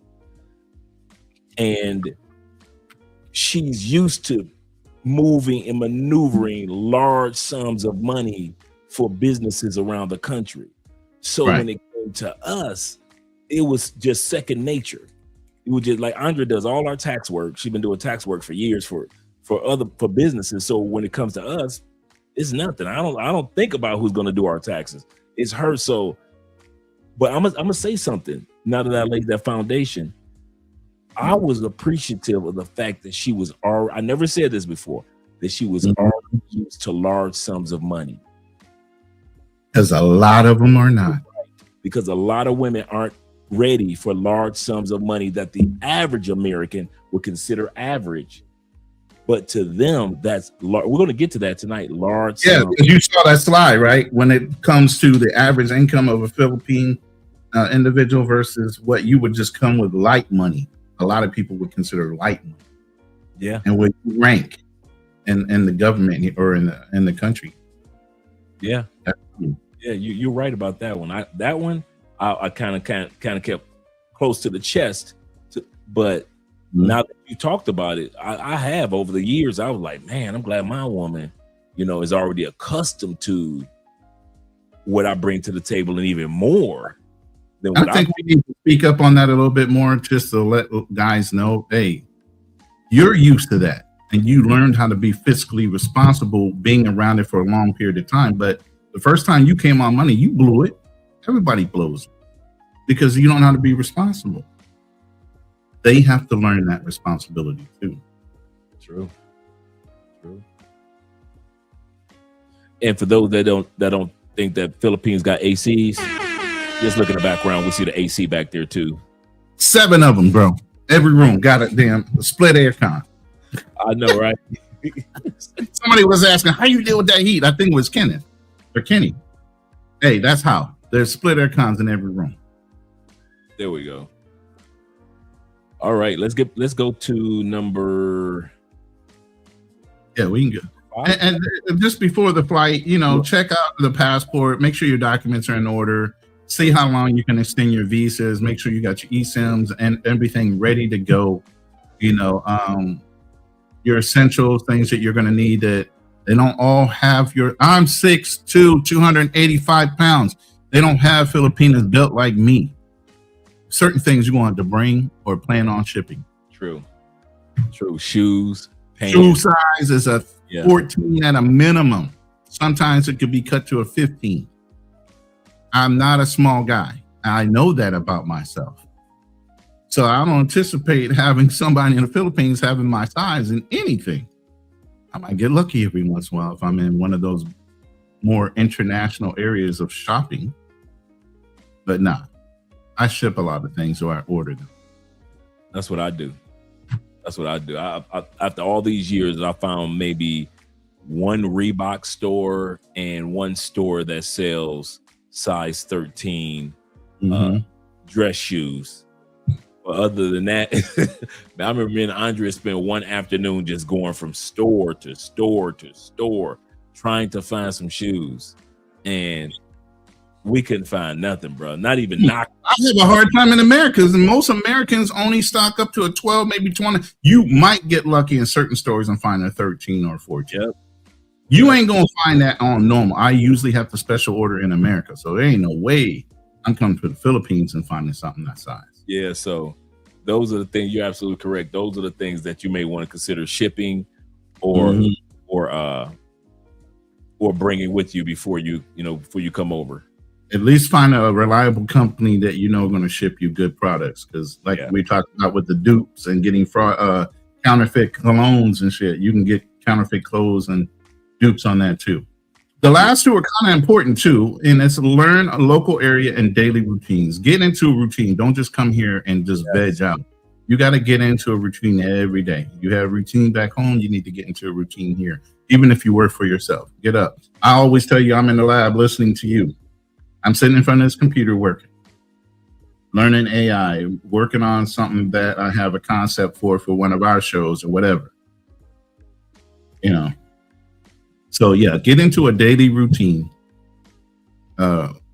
Getting up, taking a walk around the complex, working out for a little bit, having my coffee, getting settled into the day to actually push myself. I'm here to achieve a goal. That's, like I said, AI automation and income streams. While I'm coming into it, I'm looking at import, export, trying to work out deals in Asia, because there's so many different manufacturing places here. I'd be amiss if I don't have a couple things being developed for me that I can resell. I've been in sales for almost 35, 40 years. I'm always looking at angles. I'm the same way with sales, so I agree with you. And I kid you not, and one of the number one things that where'd Dre go? Did Dre just leave me? He did. That was my fault. With my mouse, I hit something. I don't know what I hit, but that was my fault. So, what I was about to say as I bring the slide back up, what I was about to say is that one of the number one things from my research and my experience of individuals that relocate to other countries is this: that they go back to the United States due to the fact that they didn't have a routine in their new country. Yeah, I think routine is, like you just said, the last two things are extremely important. A lot of people don't realize how important routines are when it comes to your relocating to another country. Bring your routines, not just your luggage. Yeah, and then the last one is have an exit plan and have reserve cash. Do not blow your wad here. There you go. Have money in the bank. Have an exit plan if there's a national emergency here and you don't want to deal with their international or national emergency, to get on a plane and fly either somewhere closer to this country or go home for a little bit, come back. But you got to have money to do that. So if you're not putting up money because you're saving money, because you're not spending as much, what are you really doing? You came here to save money. Nobody should be going back to America if you opt to go back to America without a damn 800 credit score. If you are going back and you're still in debt, what are you doing? That's an excellent point that you're making, because a lot of people that leave America, even if you're leaving for good, sometimes take for granted their credit score that they have back in the United States. And I say, do not do that. Mm-hmm. Even though you might be establishing a credit score in a new country, make sure you protect your credit score as much as possible back home. For example, I'll give you a perfect example. We were talking about this the other day when Paola was on the show, that you can use a loan, whether it be a personal loan or a business loan from the United States to purchase property in Colombia. So it may be hard for you to get a personal or business loan in Colombia, but you can actually get one with the right credit in the States. So don't take and even travel credit cards. You may want to get a credit card that give you points, but your credit score isn't good enough to allow you to have those points. So even if it's not buying property, even if you just want those travel points from a good credit card, you got to have the right credit. So I'm here to tell you, and Ronan is saying this as well, do not take for granted your credit score back home. Even though you might be at a point, such as myself and others, establishing a credit score also in a new country. Go ahead, Ron. Right. If you're geo arbitraging in the first place, that's still using other people's money in order to get ahead, right? The credit card, the balance of whatever you can get on that credit card. So leverage it. Get your credit up, get your credit score up. You never know when you might need some available cash. You can pull off your card and pay it back. But pay it back. Don't forget about it because you're in a whole nother country and the United States can't come get you. Don't do that. Because you never know if you have to rush back because of that emergency or that extra plan has to be executed. All of a sudden, everything's leveraged to the hilt. You can't get nowhere, can't get out of nowhere. And maybe even if a parent dies or somebody that you really love back in the United States and you want to pay respects and fly back home, you ain't even got the money to catch a plane ticket. Shout out to my brother, Fearless Talk Live. We're going to be doing a debate tomorrow. So we put that off for years ago. But yeah. What's the topic? The topic is on Iran versus America. Oh, he's man. on the Iranian side that they should be able to do whatever the hell they want in order to get back. Attack anybody, do anything. And I'm like, nah, brother, that's a little too much. So that's all I'm going to give you for now. I'm not, because see, Fearless is famous for trying to box you in a corner and find out what your actual argument point is so he can. So no, you don't get none of that. I'm a spatial thinker. You're never going to chop me on a box. There we go. All right, you ready for the next slide? Yeah, let's get going. Let's go. All right. Looking at your table, your budget. 1 year Philippines. So what I've learned, and here's the biggest thing, cost of living is dirt cheap here. You can get a lot. Before you go into it, Ronan, if you don't mind, before you go into it, I want to say something real quick. Any of you guys, and if you don't mind, Ronan, any of you guys that are interested in any of the slides that we'll be presenting tonight, shoot me an email. Just say, hey, Dre, I saw, if you don't mind, Ronan. Oh, man, LJ already got my slides. What you mean? If you are interested in the slides, y'all got my email address, A Spence. Let me put the banner up for a split second while I'm talking. If you guys are interested in getting these slides that we're going to be going over, some very important slides that's give you step by step how to relocate out of another country, how his budget is when it comes to the Philippines, and even more. If you're interested, shoot me an email, say, hey, Dre, I saw you and Ronan. I'm interested in those slides. Could you send them to me? And I will send them to you. The only reason why you don't have them is because you didn't ask. So shout out to you guys and shout out to Ronan for what he's presenting tonight. Now let me be quiet and let you go ahead and present. He said, tell Dre I got a Dominican passport coming. Oh, there we go. Shout out to you, brother. You know, congratulations, man. But, you know, he's been married for 7 years, got a brand new baby girl. You're right. Fearless is doing well. And he's in America. So, you know, kudos to you. Right? Breaking off stereotypes, right? All of them. That's why I always say I know good couples that have come to the States and they are making it work with, and shout out to Fearless, shout out to El Guapo and a bunch of other individuals that are content creators that have wives from other, Dennis Sperling, his wife's from DR, that have wives from other locations and are living good lives. So the horror stories that one guy may have, that's not true for everybody else when it comes to bringing your woman back to the States. Yeah, and it comes down to the type of person you are and what you will or will not tolerate and how you lay down what are your deal breakers, however you want to word that. You know, and what I said the other day on a different panel was, you know, you need to constantly be in constant communication with the person that you're supposed to be having a relationship with. People change over time through experience, life.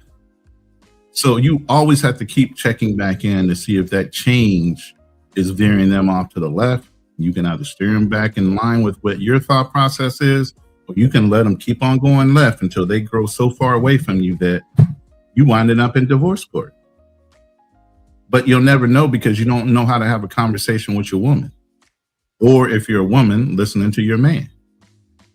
Good point. Good point. All right, let's go back. All right, so on the right side, you can see right now it is 61.45 pesos per dollar, American dollar. So in the illustration, so right there, $2,500 and $3,000, you can see the level of income that is to the Filipino peso. That's a lot of money. And on the next slide, you're going to see real quick. You can go ahead and flip to the other side where it says my budget, because I think that's going to be a better one, or the peso, the one that says peso. Yeah, that's it. So in the last year, I came in May of last year, 58.7. It's now up to 61.5. Right there in the center on the blue, you can see the average monthly income of a Filipina. It's 21,000 to 28,000 pesos per month. And even at 2,000, or even 3,000 pesos, you're in the hundreds of thousands of pesos. Now, a lot of y'all are in six-figure land, have investments and everything else. Now, if you look at the chart right underneath the average monthly income, you can see where you rank. With 3,000 USD a month, you're in the top 4%. Say that again for the back of the church. The top 4%, only at $3,000. $36,000 a year in America is a top 4 percentile in the Philippines. The way I live at is a gated guarded community with not only doctors, lawyers, politicians, and live in the same complex that I live in. Same thing here in Colombia with us. Yep. So if you're above 3,000 average on your income in retirement, you're already cream of the crop. And like I said, your blue passport not only gives you access, but it also makes you a target. Be wise. True. They know you make money, and a lot of it compared to them. You're not hiding. Oh, I know Spanish. That don't matter. They know you're an American. What you can't say in English, you can say in dollars. Or in Spanish, sorry. Or in Tagalog. Or in Thai. They know you bringing home them dollars. And I'm sorry, hypergamy is everywhere. And people say escape the matrix. Not the matrix, okay? Even if you jump from the American server, and that's all it is a server, you're not escaping the matrix at all. The game is global now. You're just jumping from one software program and one basis to another, from one server to another. This is the programming's different. And that's even changing now with social media and internet and everything else, because everybody's exposed to everybody else's beliefs. It's whether they hold to those beliefs and the structure they were born in and fight against whatever those social normalities are supposed to be over the internet. So if a person is making $2,000 a month, based on, if we look at the bottom right hand underneath the blue gentleman, it says monthly income. US, if you're bringing in $2,000 a month, just $2,000, you're in the top 15% in some areas. Mm-hmm. In other areas, you're in the top 20, and in providential, kind of like rural areas, you're in the top 10%. Just bringing in $2,000 a month, $2,500 is the same thing, and then the 3,000 puts you in the top 5 nationally. Wow. $3,000 a month. Yeah. Yeah, and you're right, Mr. 007. You know, learning the language is also a barrier of comfort, of knowing what people are saying without having an interpreter. I'm not saying don't learn the language, but no matter whether you learn the language or not, they still know you're an American, and they know what kind of dollars you're bringing. You just understand whether they're talking behind your back. True. But learn the language, yeah, absolutely. Be a part of the community. You know, I got to learn 2 languages here, because they speak Ilocano. My lady speaks Visayan Ilocano, which is their local language just to this province. Wow. Aside from Tagalog. and then they speak English. There's 4 languages in this area alone, in this province. And we walked through the airport the other week or so when we flew to Manila, and she was speaking Ilocano, and they knew by the language and how she accented her words how deep of an Ilocano she was. And it was only one guy at the desk that knew that Ilocano language and how deep it was. But if you look at her, she's got curly hair and everything else, so they already know something's up. Because a lot of them either straighten their hair or they don't have it as curly as hers.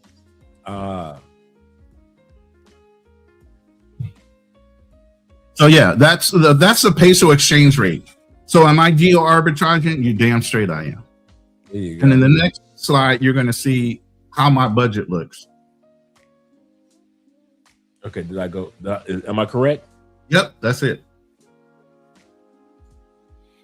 So my budget in the nutshell, my house is $800 USD, and that's because I'm dealing with an American. I'm paying his full boat right now for his mortgage. I got kind of pushed into that because when I was at my Airbnb, I thought I had secured a location that was smaller, 2-bedroom instead of a 4-bedroom, and it was for far less. The only reason I didn't get that space is because the real estate agent felt insulted that the owner tried to run up the number on me by a little bit to me, but a lot to her. So she went back to the owner and was like, why are you trying to make me look bad? Why did you do that? Blah, blah, blah. And so she blew up the deal. I was willing to pay the extra. I didn't care. I just wanted the spot. It's still in the same community. It would have saved me $500 more, less than I'm paying now. Mm-hmm. So the owner, being an American, being Puerto Rican, and being an engineer, that's what he does globally. He knows I was stuck, and I just went ahead and paid the full $800. He actually let me set the price, but he wasn't going to go too much lower. Right. So I've been here almost a year. The lease is coming up in July. He doesn't listen, so I don't have to worry about this. But what I told everybody on the live was I'm going to wind up getting that to $400. This next lease. And why I say that is he's tried to put this house on the market a couple years before me and up until I moved in. Nobody's buying this house for what it's worth. They don't have the money. Economy's down, everything else. Right. So I just ran it down to him. I've been in sales, right? I know about money. I know how money works, and I'm going to take advantage. So look, I said, look, I'm not going to stay here another year if we can't talk about the lease rate. I said, I got kind of pushed in this $800 one because I was running out of time. I thought I secured a location. Last minute got pulled on it. Rug pull. So I said, look, we can talk about maybe cutting this down to $400 a month and continue on, or I can move out and you can suffer the cost. Because I told you he's moving out of the country, right? Him and his wife going back to Puerto Rico. Right. You can either foot that whole bill, $800 a month on your own, or I can subsidize you and give you $4 and you pay the other $4. But it's better than you paying the whole boat by yourself. I'm rude like that, but I'm direct because I know what I bring to him as far as value. I'm saving him $400 a month no matter what. Why would I pay the full boat? Right. It's his property. It's his to fucking deal with. It's his for him to sell if he can ever sell it. But I'm not going to suffer paying his whole mortgage to lighten his load. I don't know the guy. So by the time we negotiate that, my budget's going to actually go down by another $400. There we go. So my as you can see on the chart, my lease is $800 a month. My cable bill is barely $30 a month. My water bill is $25. Electric is the most expensive thing in this house, and that usually runs about $244 at the most. And then I spend about 12 to 15,000 pesos, and I'm buying 4 kilos of chicken, 3 kilos of fish, and all the ancillary, salads and seasonings and different things like that every month. Right. And I'm barely breaking 200 to 250 a month. So my overall budget for the month is anywhere from $1244 to $1,300. Okay. Where can you live in America that covers everything like that for that amount? Comfortably. This is a 4-bedroom house. You saw the outside of it. I'm upstairs in a little loft area where my office is. And I got a truck. And by the way, it's crazy the way property and everything is sold here, including vehicles. I used to sell trucks. I used to sell cars. Right. We all know cars depreciate in value. Not in the Philippines, it don't. They can charge you whatever they want, just like the land. There is no MLS here for real estate, and there's definitely no Kelly Blue Book in the Philippines. It's the same thing here in Colombia, man. We They had charge you whatever you want, and if it's a truck, a four-wheel drive, especially off-road vehicle, lifted and everything, it holds its value. That's a 2015. That's a 2015 truck I brought, and I brought it at $450.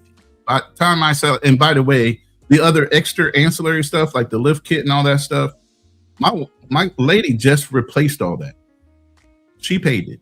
How many women y'all know will go out and enjoys the same things you like and actually add to, not take away? There you go. She bought those rims. She bought those tires. She actually had the lift kit redone. She put an off-road antenna on there for a CB, a snorkel. She did all that. So tell me how I'm getting rubbed. She put the snorkel on there. She got the snorkel paid for. I ain't mad at her. I'm not mad. No, she didn't do that in little bites. I know did it as far as paying for it, right? Yeah. She like toy trucks too. And then let me tell you, this little girl here, man, I swear to God, she scares me because she loves riding bikes. And I seen her on the farm where she was jumping motorcycles. And I'm not talking little 350s. She just brought over and she just gave it to her brother. A 750 horsepower freaking. Oh, she did give it the 750s. Bruh, that thing comes roaring up the street and her dad's driving it right now, right? And her little brother, he's like 19, starting to learn. Man, that little light thing riding a 750 horsepower damn motorcycle. Bruh, she called me one time when I was still in America and I saw her. I'm like hearing this. I'm like, she's video calling me. I'm like, what the hell are you doing? Oh, I'm heading home. It was nighttime and everything. She was like rolling down the street. I'm like, what the hell are you driving? She goes, on my motorcycle. I said, you going that fast on your motorcycle? Get the hell up off this thing and call me when you get home so I know you made it. Oh, man, they get me down here. Bruh. She will weave in and out of town. Like, nah, man, I can't do it. I can't. I never learned how to ride a motorcycle, and it's too late for me. I'm beyond that. I'm brittle. I'm 58. I ain't doing this shit. And I knew if I ever learned, I was a speed demon in a car. I knew if I had a motorcycle, I'd probably have already lost a leg by now. Wow. I don't respect speed like that. I speed.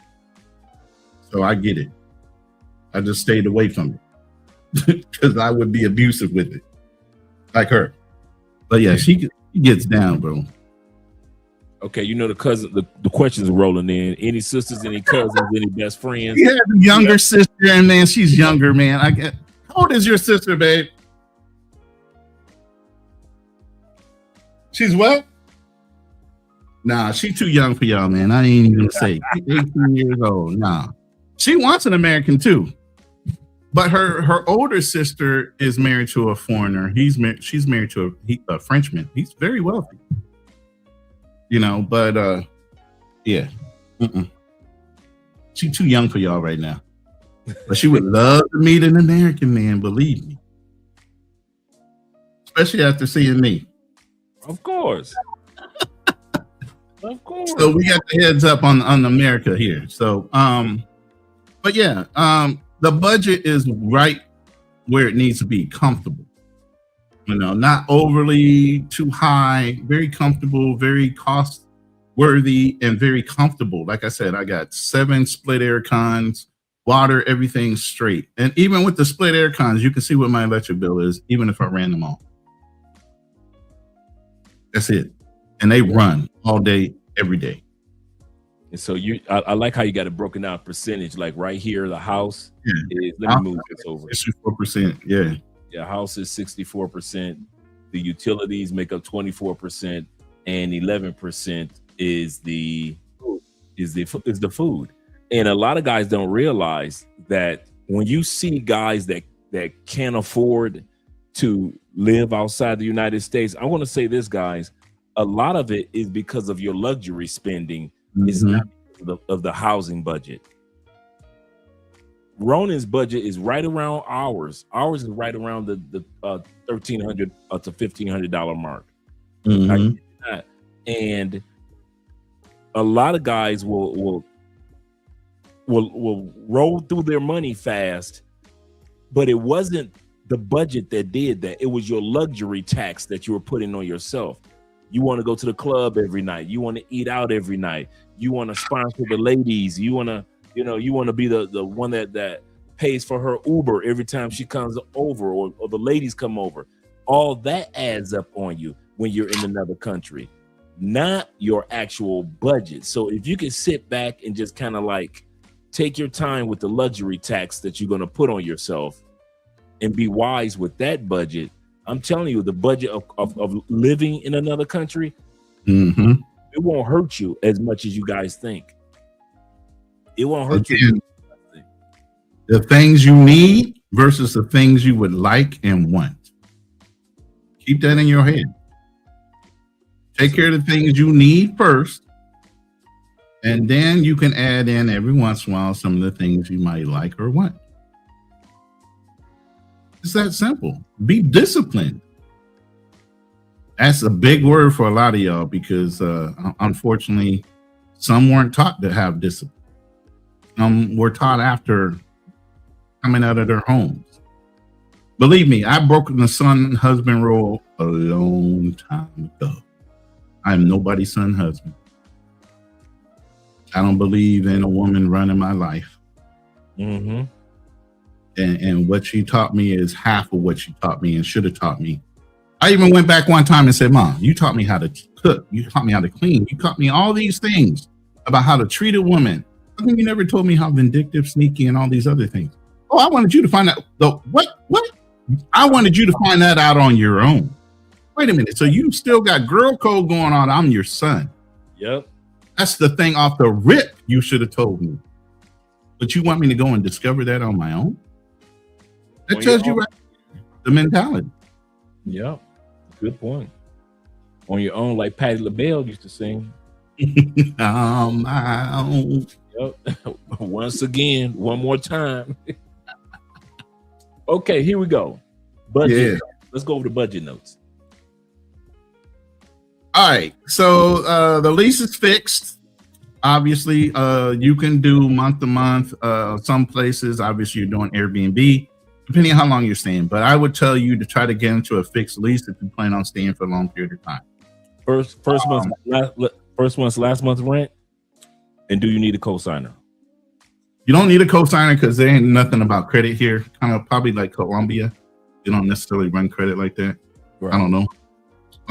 But obviously, because the cost of living is so whatever, and people don't make that much, it ain't nothing about credit here that really people can leverage because they can't really afford it. With me, all they wanted, the best thing you can do is get everything notarized and certified because people like to change their minds here. And sometimes people are not even legally the one that can sell or do any kind of deals because there's 10 people on the freaking on the deed. Yeah, that's how it is here. That's crazy. And you got to verify that all 10 people signed because some brothers and sisters might sign for them and say, yeah, they signed. No, they did not sign. And later in life, they'll come back and say, hey, I never signed that or agreed to any of this. Then it goes to court. And I found out in the Philippines, guess what? Even if you're right, you're wrong. They have empathy for the person committing the crime. Say you buy land and you don't build on it for a while. You decide to go back to the United States. You buy the land. You say, yeah, I'm going to come back and double back and I'm going to build on it. But in the meantime, while you're back in the States or somewhere else, somebody moves in on your property and puts a little NEPA hut there. Yep. They're squatters now, right? You got to evict them. You got to go through that process, right? When you get to court, even though you're proven right, they should have never moved on your property. The judge is like, well, what are you going to do to displace them? How are you going to put them? Wait a minute, that's not my responsibility. I don't care. They do. They don't want the responsibility to do it. The country don't want the responsibility to do it. So even if you're right, you still got to pay to get rid of them. It's the same country where you can commit a crime and pay to get yourself out. I'm sorry, that's just what it is. It takes money to play, and it takes money to get out of what you're playing in. Hey, know the rules of the game and what country you in. Hey, and it's kind of some of the rules that you're mentioning apply here in Colombia. Those exact same thing that you just mentioned, all of it. It's not so black and white. Well, I'm going in with American. No, American laws are not the same as other laws. True. And there are loopholes to laws in other countries because money rolls everything. Yes. If you have enough, doesn't matter the level of the crime, you can buy your way up out of it. Excellent point. Excellent point. All right. You got another slide after this one? Good. All right. Oh, there we go. Philippine cultural identity. This is one of the things why people come to the Philippines. Why, people like Filipinas. Why? Because they have cultural similarities to what? The United States. They're a Christian-based country. They're Roman Catholic more so than just Christianity, obviously, because you had Spain here first. Then you had America to follow up. So they have strong religious values. That family you saw at the beginning in that picture, her father and mother have kept her covered. She goes nowhere without somebody in the family with her. There you go. Nobody talks to her while somebody in the family is with her. Matter of fact, somebody she's got a man. Oh, she's engaged. They'll speak for her. They don't even let her come out with anything. No, she's taken. Sound like Andrea family, man. I swear. Quick with it too. I mean, she don't even get to open her mouth to do it for herself. They all up in it. Nah, she good. So marriage is really, really high here, and this is one of the only countries that have not legalized what? Divorce. There is no legalized divorce in the country of the Philippines. Okay. Now you can get an annulment, but that might take 4 years, a lot of money, like almost up to 5,000 USD. And the judge at the end of the 4 years could turn around and say, nah, y'all are still together. So one of the reasons why they have what they call a Cinemar here is because there's a lot of Filipinas and Filipinos that could still be possibly married while they're dating you. And guess what they do have here? They do have no insanity laws. If a husband wants to come back, even though he might already have another Filipina and a whole bunch of kids, feels like he's butthurt over the fact that you're an American dating his ex-wife. Well, they're not exes, right? He can still come here and self-delete you and get away with it. Be careful who you mess with in certain countries. True. Especially with those kind of laws. And I'm telling you, a lot of law enforcement people are like this too. So if you got the law on your side and you're a law enforcement individual, you know how far you can get away with things. And by the way, you can't carry a gun in this country as a foreigner. You don't even have that level of protection. But they do. And since you're bigger than them, they're real quick to pull. There you go. That's a good point. So be careful.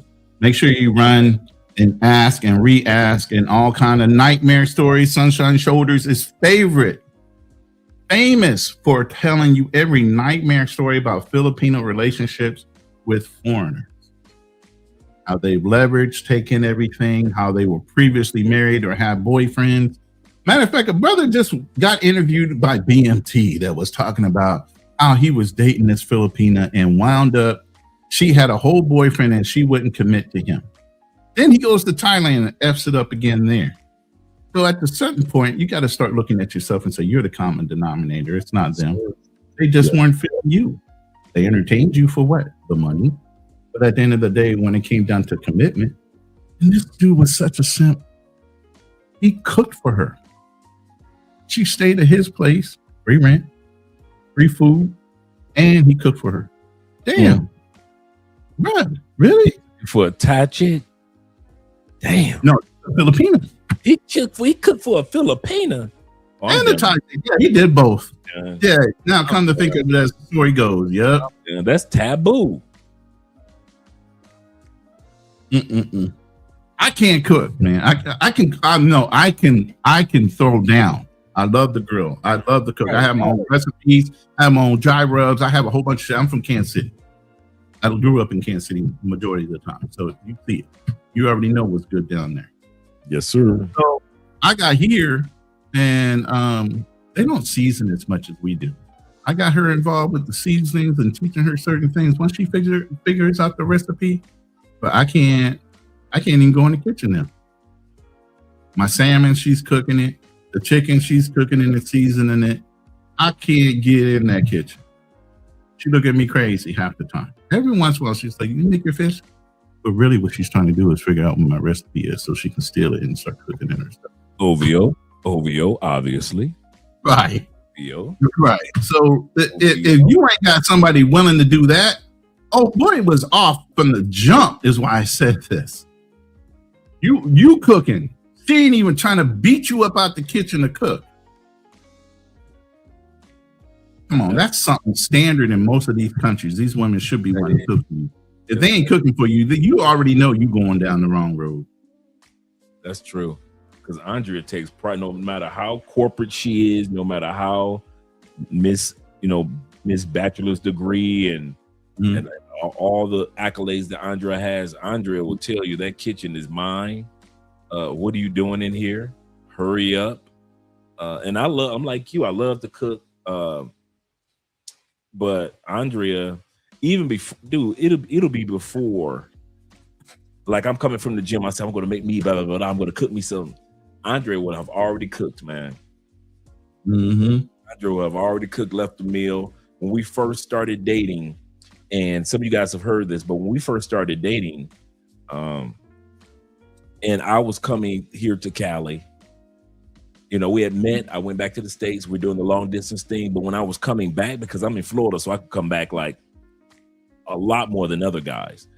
And so Andrea would still be working full time. She had clients. She had businesses that she was doing bookkeeping. And I came down during the time period when it was audits were going on. So she's really gone. She'd get up early in the morning, make my breakfast. I'm still in bed. Breakfast, lunch. She'd go to work. And I didn't see Andrea again until after 2 o'clock, 3 o'clock when she got off work and she came home. And that was everyday routine. So even though she was working full time at that time period, she still made sure that I was taken care of, even though I was going to be here for maybe like 2 weeks, a month. She made sure that I was always well taken care of. And to this day, she's still like that. And I guarantee you, if she didn't or wasn't cooking, her parents would be all over her ass. Like my lady be at her parents' house or whatever, doing something with her mom. Her mom's garden is her pride and joy, right? Mm-hmm. So she'll be there for a while. She goes, "You need to go home and cook." But you've been away from your man too long. Get home, type of thing. You know what I mean? Has he eaten? Did you leave something at the house for him to eat? Oh, bro. Now listen, this is how much I know they cook. I'm the first person to expose her to a microwave. She ain't never seen a microwave in her life. She cooked everything on the stove or on fire. And they cook off of the fire too. So they have a back outside kitchen and they have an indoor kitchen. Outside is a wood fire and they will burn on a wood fire. They can cook great on a wood fire as well as they can cook great on a gas stove, butane stove. It's not even central gas. It's a butane stove with paint. Okay. So they can cook either way. Yeah, we don't have a microwave. Dude, I have not touched a microwave since I left the States. And we got all type of appliances. We got the rice cooker. But there's so much food in this house, bro. There's so much. Her mom cooks. Her dad cooks. They bring food to this house 3 to 4 times a day. I'm like, babe, I can't eat all this food. I'm trying to lose weight. And you keep on feeding me food because your parents, tell them to stop cooking. I appreciate it, but tell them I'm trying to lose weight. I don't need all this food in my face all the time. Shout out to Theo. Yes, sir. Yeah, man. You are not alone. I kid you not. So never been exposed to a microwave, and now she's so appreciative to even have that microwave. You know, I'm like, stop. That she's so appreciative just to have a microwave. Now I just got an air fryer, bro. That's the greatest thing since sliced bread. I love air fryer. Bro. Oh my goodness. Whole nother convenience in itself. They are not so spoiled, but then find a woman that's appreciative of the small things. Yes, sir. Not entitled to them. That's a good point. That's a real good point. Yeah, that leftover lechon now, Danny, is gonna be fired because you can get it back to being crispy and everything in that air fryer. Yeah, but I don't eat lechon. That's her thing. I eat lechon manuk, but I don't eat lechon. I'm not a big pork like that. So I haven't had pork they yet. eat everything from the rooter to the tutor. That's why I said the Filipinos are the black community of the Asian culture. Yeah, I've heard that before too. Big heavy. Okay, anything from a pig, they eating it, and crisp it up to where it's perfection. Chicharron, all that. All right. Let's look But at let me read this corner real quick. There's a very important warning, important nuance. Not every Filipino family is the same. Not every American relationship is stable. There's a lot of unstable. This graphic highlights broad cultural patterns and alignment factors, not stereotypes. What works for me might not work for you because you're not me. You need to apply yourself. You need to do your own research. Check out who you're dealing with. Make sure they're real. Continue to vet. This is not a culture you can come into. They're used to seeing Americans since the 1800s when the Spanish showed them. You ain't coming here being brand new. You can't finesse them. Most likely they're finessing you. I'm coming here with that. I'm trying to tell you, just like you can't go down south in those Latin community. You can't do that over here. They know better. True. Another thing to piggyback off of what you're saying, Ronan, the guys don't realize. Ronan is letting you know the importance of vetting, but I'm going to let you guys know to piggyback. You're being vetted yourself. A lot of you guys don't realize. You think you come to these countries with a pocket full of money and a nice smile, and you're supposed to automatically be accepted by her and the family. And I am here to tell you, a lot of you guys have been rejected by the family. Even if you weren't rejected by her, she ends up rejecting you because once the family met you, they were like, "Nah, girl, he ain't the one." Mm-hmm. Waste your time with him. Hence why the brother went back to Thailand with no Filipina, and she went to the Filipino boyfriend that she already had, and he's cooking and cleaning and doing everything for her. Yeah, you are being vetted. And by the way, the family already has me on the wall and on a mantelpiece in the house, right next to the brother. I'm not even married yet. The brother-in-law that is married, that's French. They don't even like him. They tolerate him. They literally love me. That they got more pictures of me. Her sister saw all the pictures. The one that's married to the French guy, was like, "Damn, what the hell's going on here?" Like, is this what we doing? He invaded the whole.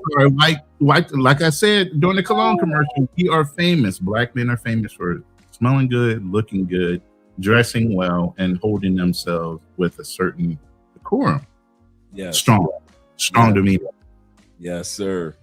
Her older sister begs her husband to take a bath. See, yeah, those French dudes. I told you Filipinos take 5 baths a day at least. And she's like, "Nah, this dude needs help to go and find some water and be introduced to it." Dang. Yeah, the French are famous for funk. They are famous for funk. Remember that movie I told you to watch, Perfume? Go watch it. Yeah. But yeah, I needed to read that disclaimer because what I might be able to do, you might not be able to do. True. Like I said, I've been around Filipinos a long time. You grew up with them. You dated one. So you understand the families are really tight. But at the end of the day, they're not all the same. No. You have to vet the family as well as vet her. That is so true. All right. Anything else on this one? Nope, we good unless you see something you want me to bring up. Let's go over or did we already go over this? Why this can support long-term relationship? Why this, meaning this list that you have down here, can support long-term relationships? Move our faces so I can see. Okay, yeah, so I can see those under. I'm a cheat code. There you go. One, they believe in the sanctity of marriage. Where in America, it's convenient when you're not happy to run and go and get a divorce. You can't do that in the Philippines. True. The family frowns upon it. There's a pride factor and everything else that goes. What's up, big Alex? So there's a family thing that is involved with not only within the way they act and how they hold themselves, but within the values behind marriage. Her family is so loving. Her mom and dad are so loving to each other. You know, you can even see her light up when she sees her mom and dad cuddling and being extra when she's in their presence. Right. She enjoys to see that. When you see that kind of love coming from not only the mom and dad, but from her appreciating seeing that and wanting to emulate that, you already know you're up the right road. And then faith is another thing. Loyalty, commitment, those things have value and worth and mean something. Shame is something that means something here. That's why even back in the day when I used to come here and I was in the military in Olongapo, I knew some of the bar owners and everything, and they would literally know the schedule of porting ships, because you could have anywhere from 5 to 6 ships in a port. Each one of those ships hold anywhere from 750 to 3,000 men, sailors, Marines, coming off that ship after being on water for 3 months or so, not having no alcohol, no women. So they'll tear up a town if you ain't set up right? So they will haul in girls from the provinces to fill up that town like Vegas on the weekend, right? But those Filipinos didn't want that exposure. Back then, we didn't have cameras. You had cameras, but you had what? Film. It wasn't getting out on the internet for their moms and families to be exposed to them doing what they're doing to make money for their family. Now with the advent of YouTube, internet, and everything else, you're exposing some of these women that don't want to be exposed while they're trying to do a job to feed their family, just to brag and boast. That's not the way it was set up. But they had it set up to where they would balloon up a town like Vegas when they knew ships were coming in.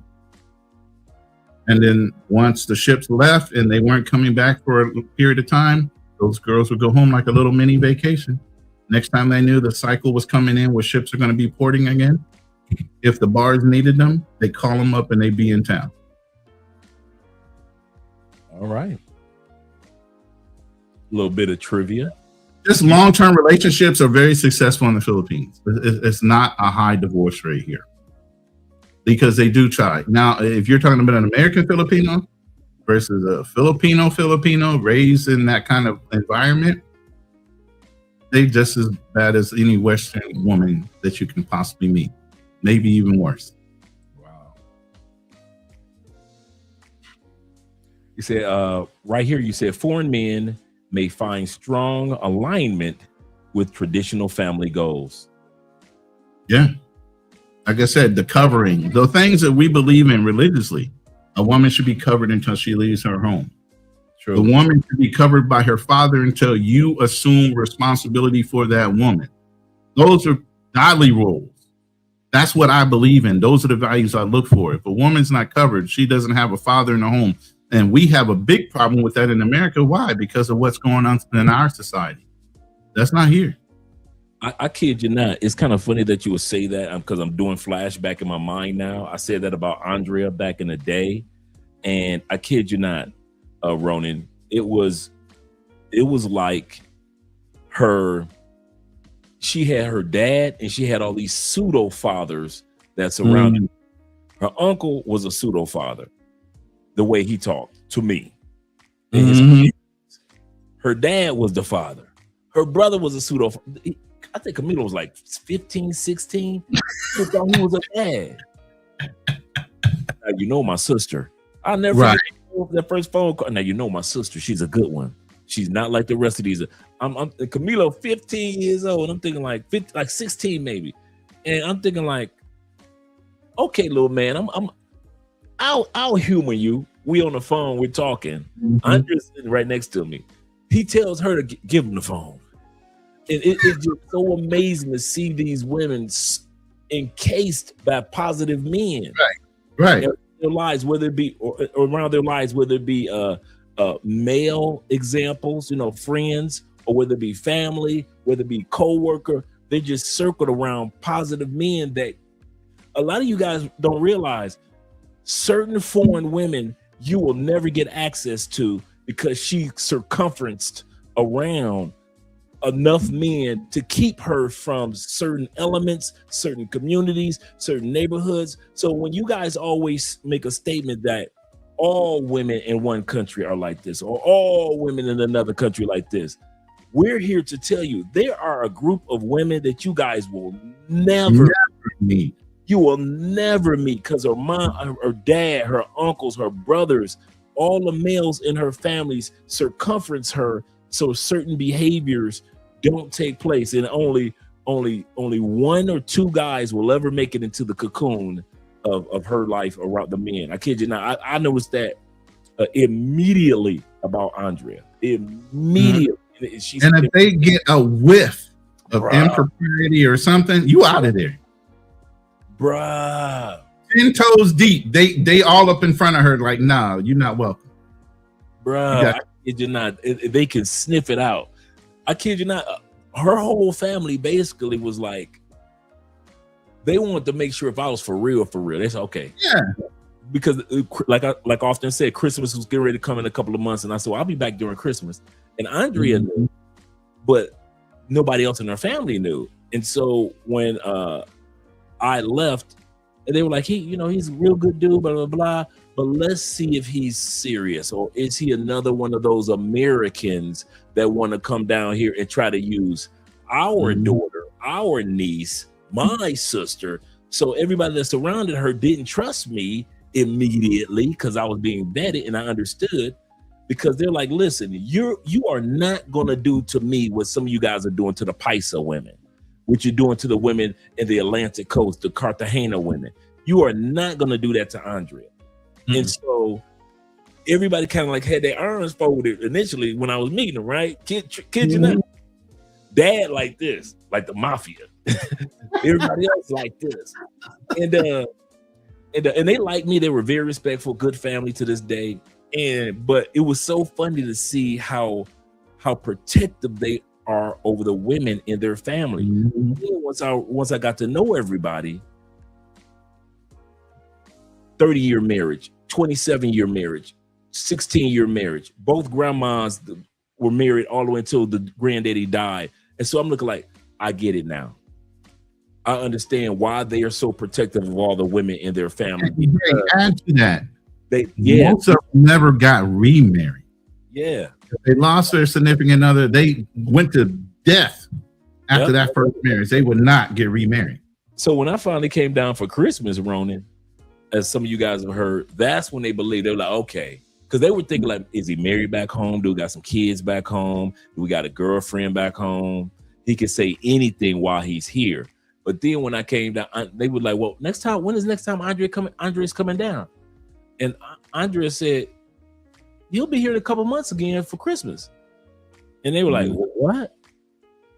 Yeah, he's coming down for Christmas. And then the Petronio Alvarez, not Petronio, but the Salsa Festival, which is like to the end of the year. We're gonna spend New Year's here. Right. And then he's gonna go back home after beginning of the year.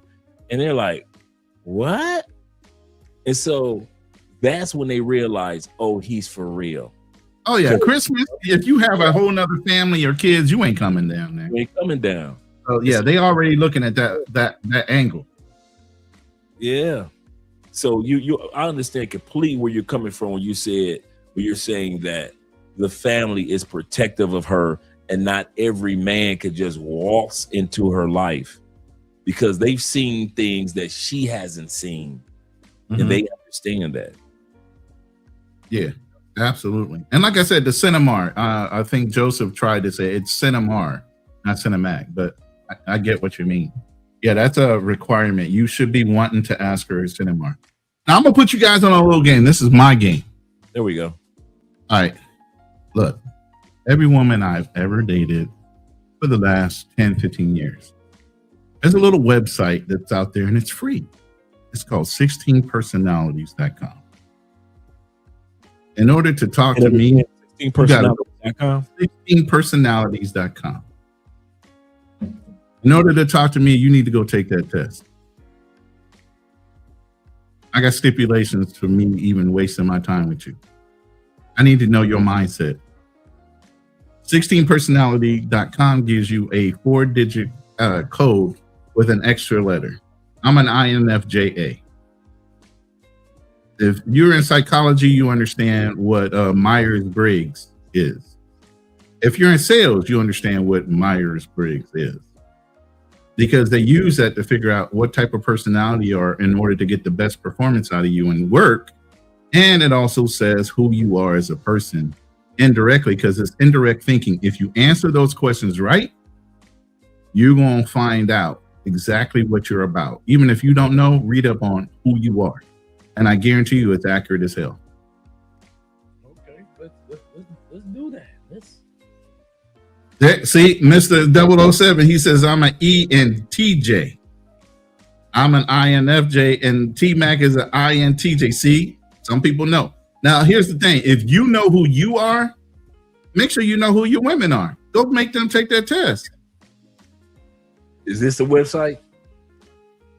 Yep. And it's free. Guess what? Nothing better than free. 99. All right. There we go.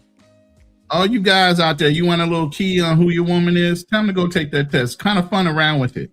Hey, I'm an INFJ, but I'm not going to tell you what that is till you take your test. As a matter of fact, you'll figure it out once you go over there. But go answer those questions and tell me what your code is.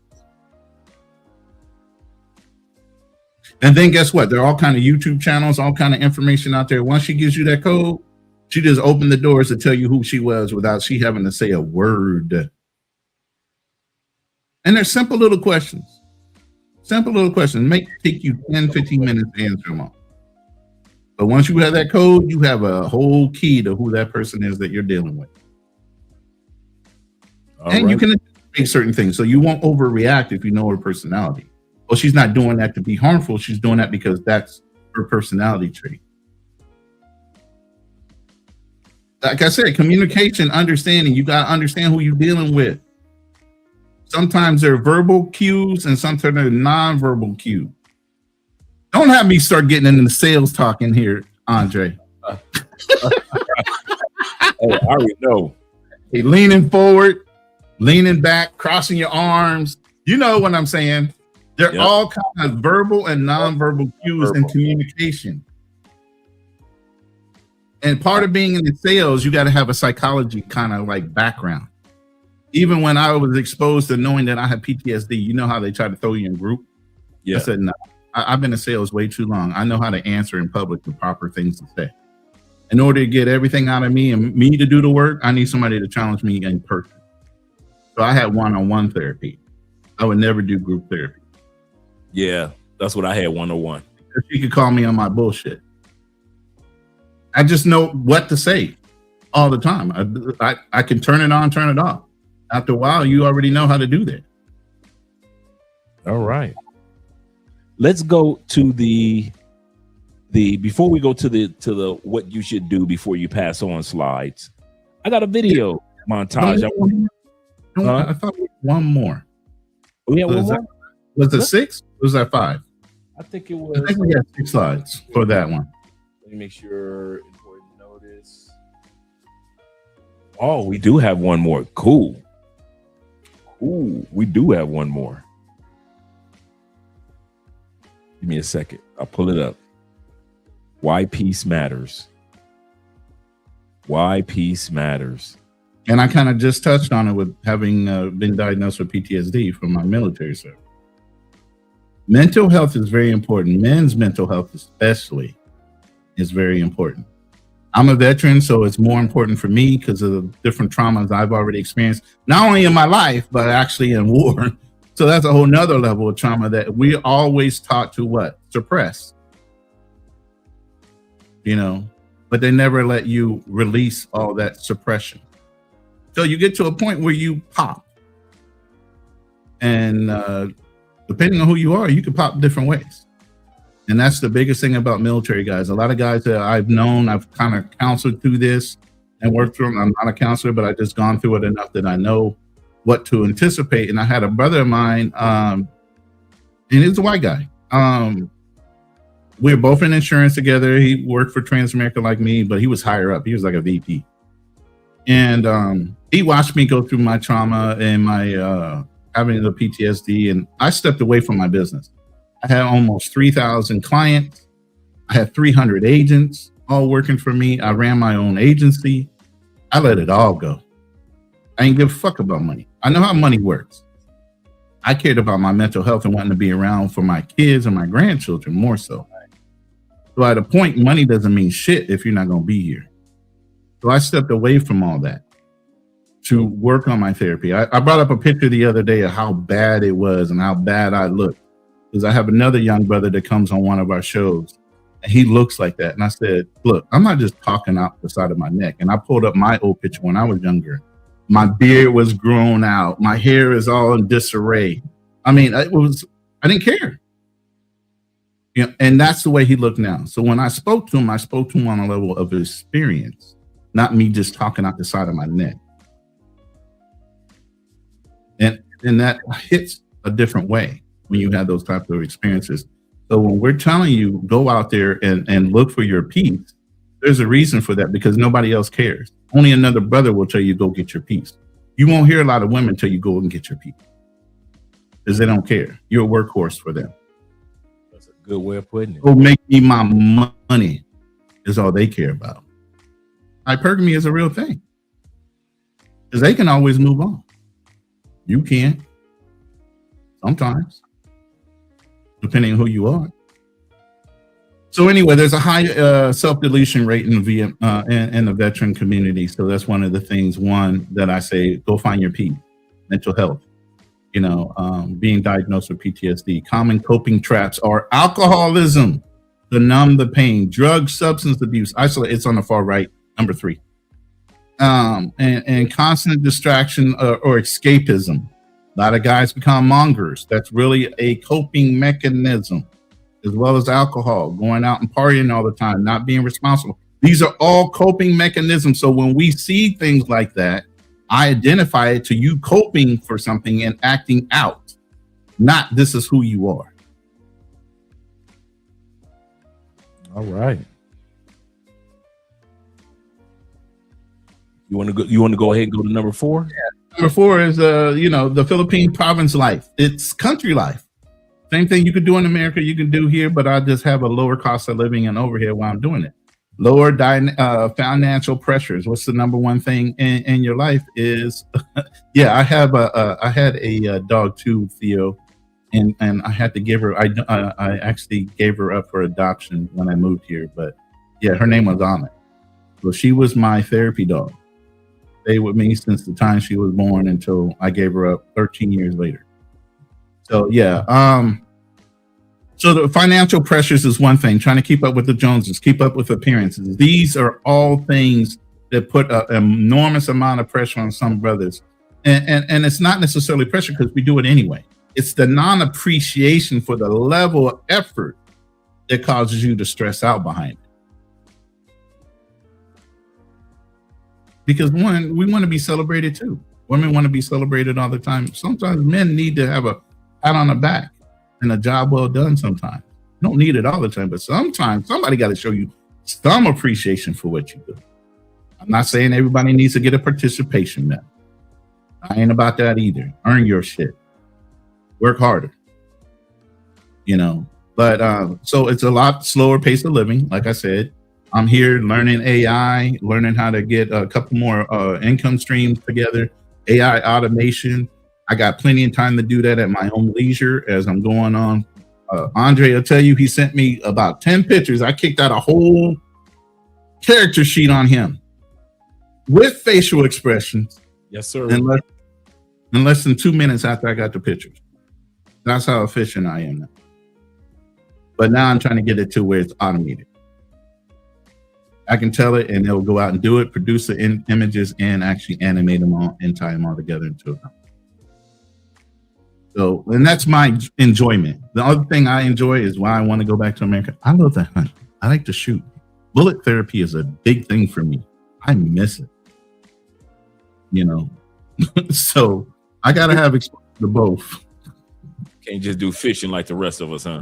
No. I gotta shoot some shit. It's a mental thing for me. I gotta shoot some shit and feel like I'm doing something more. Matter of fact, I built a whole rifle that was behind me on a display for a long time on my shows. That's a 308 rifle that I built to go elk hunting up in Wisconsin. So I still need to drop my elk. This is the goal. Because I love elk meat too, so that's good too. So yeah, it's just like the family center culture, faith visibility. People are very devout and faithful here. My lady always goes to mass, or she goes and prays. Her family always goes and prays and goes to mass, whether they're actually participating on Sunday or throughout the week. Sometimes we don't do anything on Sunday, we just rest. But they'll dip in and do their mass and their prayers and come back home. You know, yeah, I do like archery, but the only thing here, like I said, in the Philippines, you can't own a weapon. Can my lady own one? Yeah, but then, you know, it's not so fun if it's not yours. It's something about owning it yourself. You know what I'm saying? I do know what you're saying. I gotta have it. I just got to. But I mean, I got other things I can do for now. Explore, you know, the car thing. Like I always like to fix up cars. Like I got a SUV in America right now. Got a young brother that's holding on to it. He's doing all kind of modifications to that one. You know, my truck was lifted, this, that, and the other thing. So I have little toys that I like to play with. And since the truck was the only thing here, guess what? She enjoyed it too. So she was in here doing the same as much as me. You know, but yeah, little hobbies like that keep you distracted and focused on, you know, your recovery, because you never stop. It's like alcoholism. It's something that you got to deal with every day, you know. So the final thing is what changed for me. I have more peace of mind. You can hear it in my voice. I don't have a lot of stress in my life. I don't even pay attention to the news. Like, no more pressure. Like I used to have pains in my back and a whole bunch of other things just from the heaviness of everything and all the responsibilities. I don't have that no more. You know, I have a lot more patience now and not so much of a short temper, because I would go off on an American real quick. But here I'm a little more understanding. I can bear with some of the things that are going on. I'm not in a rush. You know what song plays on my head all the time, even when I try to get in a rush? Don't worry, be happy. That shit is in my head constantly, 24/7. Anytime some kind of pressure comes up, I hear this song beating in the back of my head. That song right there. Here's a little song I wrote. I'm like, what the hell is going on with me? But I hear that song and it relaxes me. Now, I'm a big country guy, so if you heard my songs, I do country a lot. So yeah, I like country myself. I won't even lie. And then what's the other one? I like at the bottom. He said, "Move, erase PTSD, it reduce its friction." You know, a lot of times guys come to other countries and they assume that the move will answer all their problems. That's not necessarily true. It'll just help you be able to, like you just said, reduce friction. Mm-hmm. Yeah. I'm not taking my meds as heavy as I used to. And I'm on medication, bro, because believe me, they're here. It's the real thing. It's not play. It's not play. Right. Yeah. So that's the last one. So that's why my peace matters to me. You know, it can matter in different ways to other people, but that's my peace. And that's why I chose this place. And that's why I'm in the province. And the province I live in is called Isabela. And it's called Kauaian City. It's spelled like you would hear Kauai, but it's spelled with a C. not K. But it's a mountain area, about a 50-minute flight north, straight up north, centrally located in Luzon. They're known for potato and rice. So this is the area where in the valley areas, you'll see levels of rice fields on a plateau going all the way down into a valley. All right. Let's go to the Ooh, this is gonna be heavy one, man. This is gonna be heavy, y'all. Y'all ready for this? Y'all still got energy for this? We're going to do a quick 20-minute. Okay. We'll kind of like go between the slides. The slides are going to come next. I mean, after what we're going to look at. I created a 10-minute video montage. Okay. I want to get your opinion on. Okay. And it's about dating and the ladies, because you know guys want to know about the ladies. So I made a quick video montage, and I want to hear what you have to say about this as well, based off what you've seen there in the Philippines. So I'm going to stop this, and I'm going to bring this up right here in the video file. And date white man or black man? Okay. First thing that guys always question guys is the race question. So we're gonna ride through that one first, and then I'm gonna hear what you have to say. Black men. Tell me why. I have friends who've dated black men, and they said that they're very sweet, very caring, What do you think about their look? tall, and then most of them like go to the gym. They have very beautiful smiles. On the scale of 1 to 10, how attractive do you think they are? 9 out of 10. Because they have very strong physical appearance, like aura. Which country has the most attractive black men? Probably US. What's the impression of American black men? Beautiful smile, and then they smell really good. Do you have any message for black men watching this video? Just come to the Philippines. I'm waiting for you. Specifically here in Cebu. Excuse me, can I ask some questions? Sure. Which do you prefer to date, white men or black men? I prefer to date black men. They feel more attractive to me. What do you think about their looks? I feel like they tend to be sexier than the white guys. I am just more into black men. On the scale of 1 to 10, how attractive do you think they are? Around 8 to 10? Is your partner's skin color important to you? No. Which country has the most attractive black men? In the US. Do you have any message for black men watching this video? I just want you to know you are sexier than a lot than you think. If they come, then we will be open arms. Yeah, open arms. Open arms. Yes. Do you find a black man attractive? I do. Yes. Me too. Yeah, actually. On a scale of 1 to 10, how attractive do you think they are? 10. Yeah, 10. Okay. Perfect score. Perfect score. As what I've said, ethnicity is not really the problem, and like their race. Yeah. We don't base it on their race. Yeah. If they're hot, bro. if they're attractive, they're attractive. Yeah. Okay. Have you ever dated with a black man before? No, never. We haven't.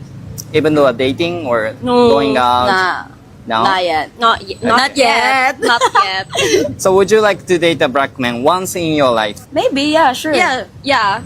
If they come, then we will be open arms. Yeah, open arms. Open arms. Yes. Please give a message to a black man who wants to date a beautiful Filipino like you guys. Please treat us Filipinos well. Yeah, treat Filipinos well, guys. And, you know, we're hospitable and like we're good people, so treat us better. Treat us good. Please message to black men who want to date a Filipina. Go for it. Go for it. Filipinos will be there for you, and you know, if you shoot your shot, I think they'll be willing. Are black men popular in Cebu? Yeah, I think there are a few black men that are good and popular here in the Philippines, and I think a lot of Filipinas would be willing to date black men as well. They're very attractive, actually. I can see a lot of black men in TikTok and Instagram and social media, and they really have a good looks. And I think it's so good that us Filipinos are also venturing out into dating black people, because the most I see here in the Philippines, a good demographic are dating white people. But when we also go into black people, I think it's a really good way of, you know, being able to recognize these individuals for for their looks and their amazing aspects of their personalities. What is the most attractive things about black men? Their looks and their swag. For me personally, black men have this natural swag that comes with them. So that for me is one of the most gravitating aspect about them. Their swag. Do you think many Filipino likes black men? Appearance and personal? I think yes. I think there are a lot of Filipinos out there who love black men. Yeah. If you pick up only one, which one you choose? Black man. Black man, okay. Do you find a black man attractive? Yes. Because if you have a black skin, you see how beautiful he was. On a scale of 1 to 10, how attractive do you think they are? 10 over 10. 10 over 10. Yeah. Have you ever dated before? Yeah. Black man. Really? Yeah. Black man. Yeah. Where is he from? I'm from Texas. From Texas. Shout out to the Texas boy. Texas boy. So how was it? That's good. Very nice. Compared to Filipino, what is the differences?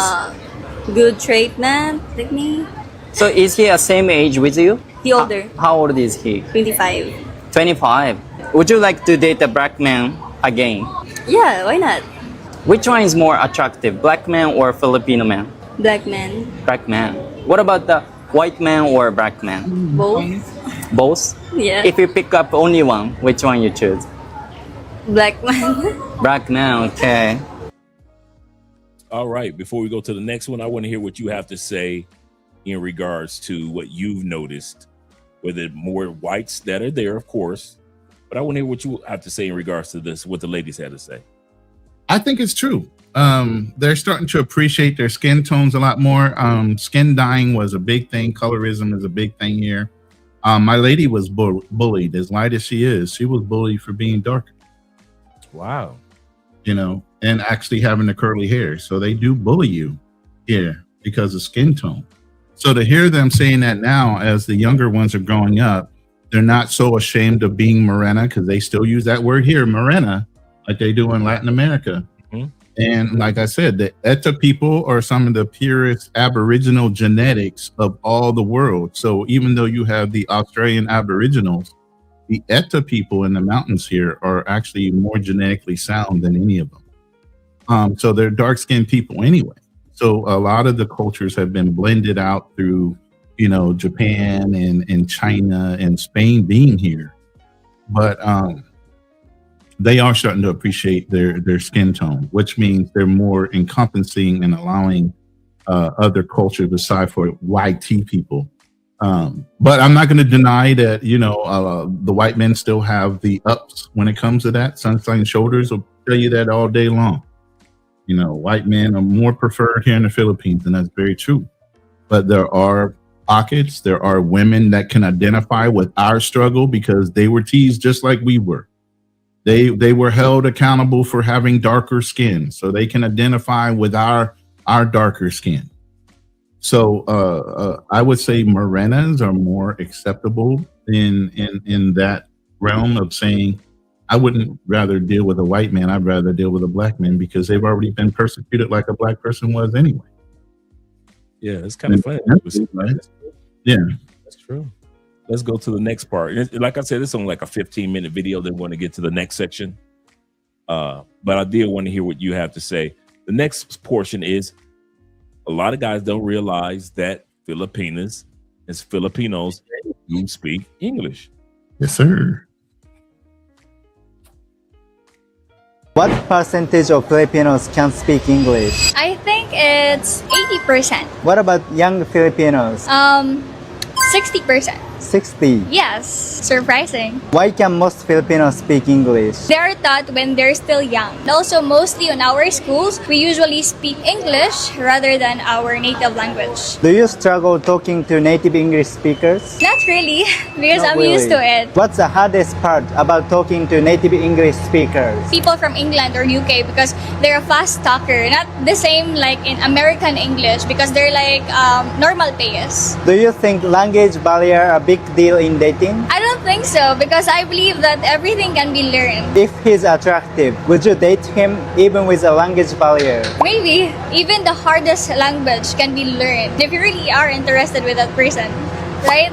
What Bisaya phrase would you love to hear from a guy on a date? Hihigugmati ka. Do you know what that means? I don't know. You don't know. It means I love you. What percentage of Filipino can speak English? I think 100%. Do you struggle talking to native English speaker? No, I don't. What's the hardest part about talking to native English speaker? I don't think there are any hardest part because I've learned English from movies growing up, and we also learned that from our school. And most of the time here, especially with my friends, we also speak it sometimes. Don't you feel they speak too fast? I don't think they speak too fast. I think they speak okay. What Bisaya phrase would you love to hear from a guy on a date? Guapa. It means you're beautiful. Guapa, yes. All right. Before we go any further, I want to hear what you have to say about that. A lot of guys have a misconception. If they say they don't understand English, they do. If they say they can't speak it, the only reason they would say they can't speak it is because they might be ashamed of their enunciation or pronunciation of a word. So rather than embarrass themselves, they'll just say they're not comfortable with speaking English, but they can speak English. Okay. Just like the lady said, they teach it in school. All right, let's go to the next one. Sex life. Filipino. Boo. No, you should already know. Even your westernized Filipino. I will ask some know. two choices question about intimacy. So please answer as much as you can, okay? Hotel or home? Me, home. Personally, home. Morning or night? I can be both. I think night. Yes. Lights on or lights off? Lights off.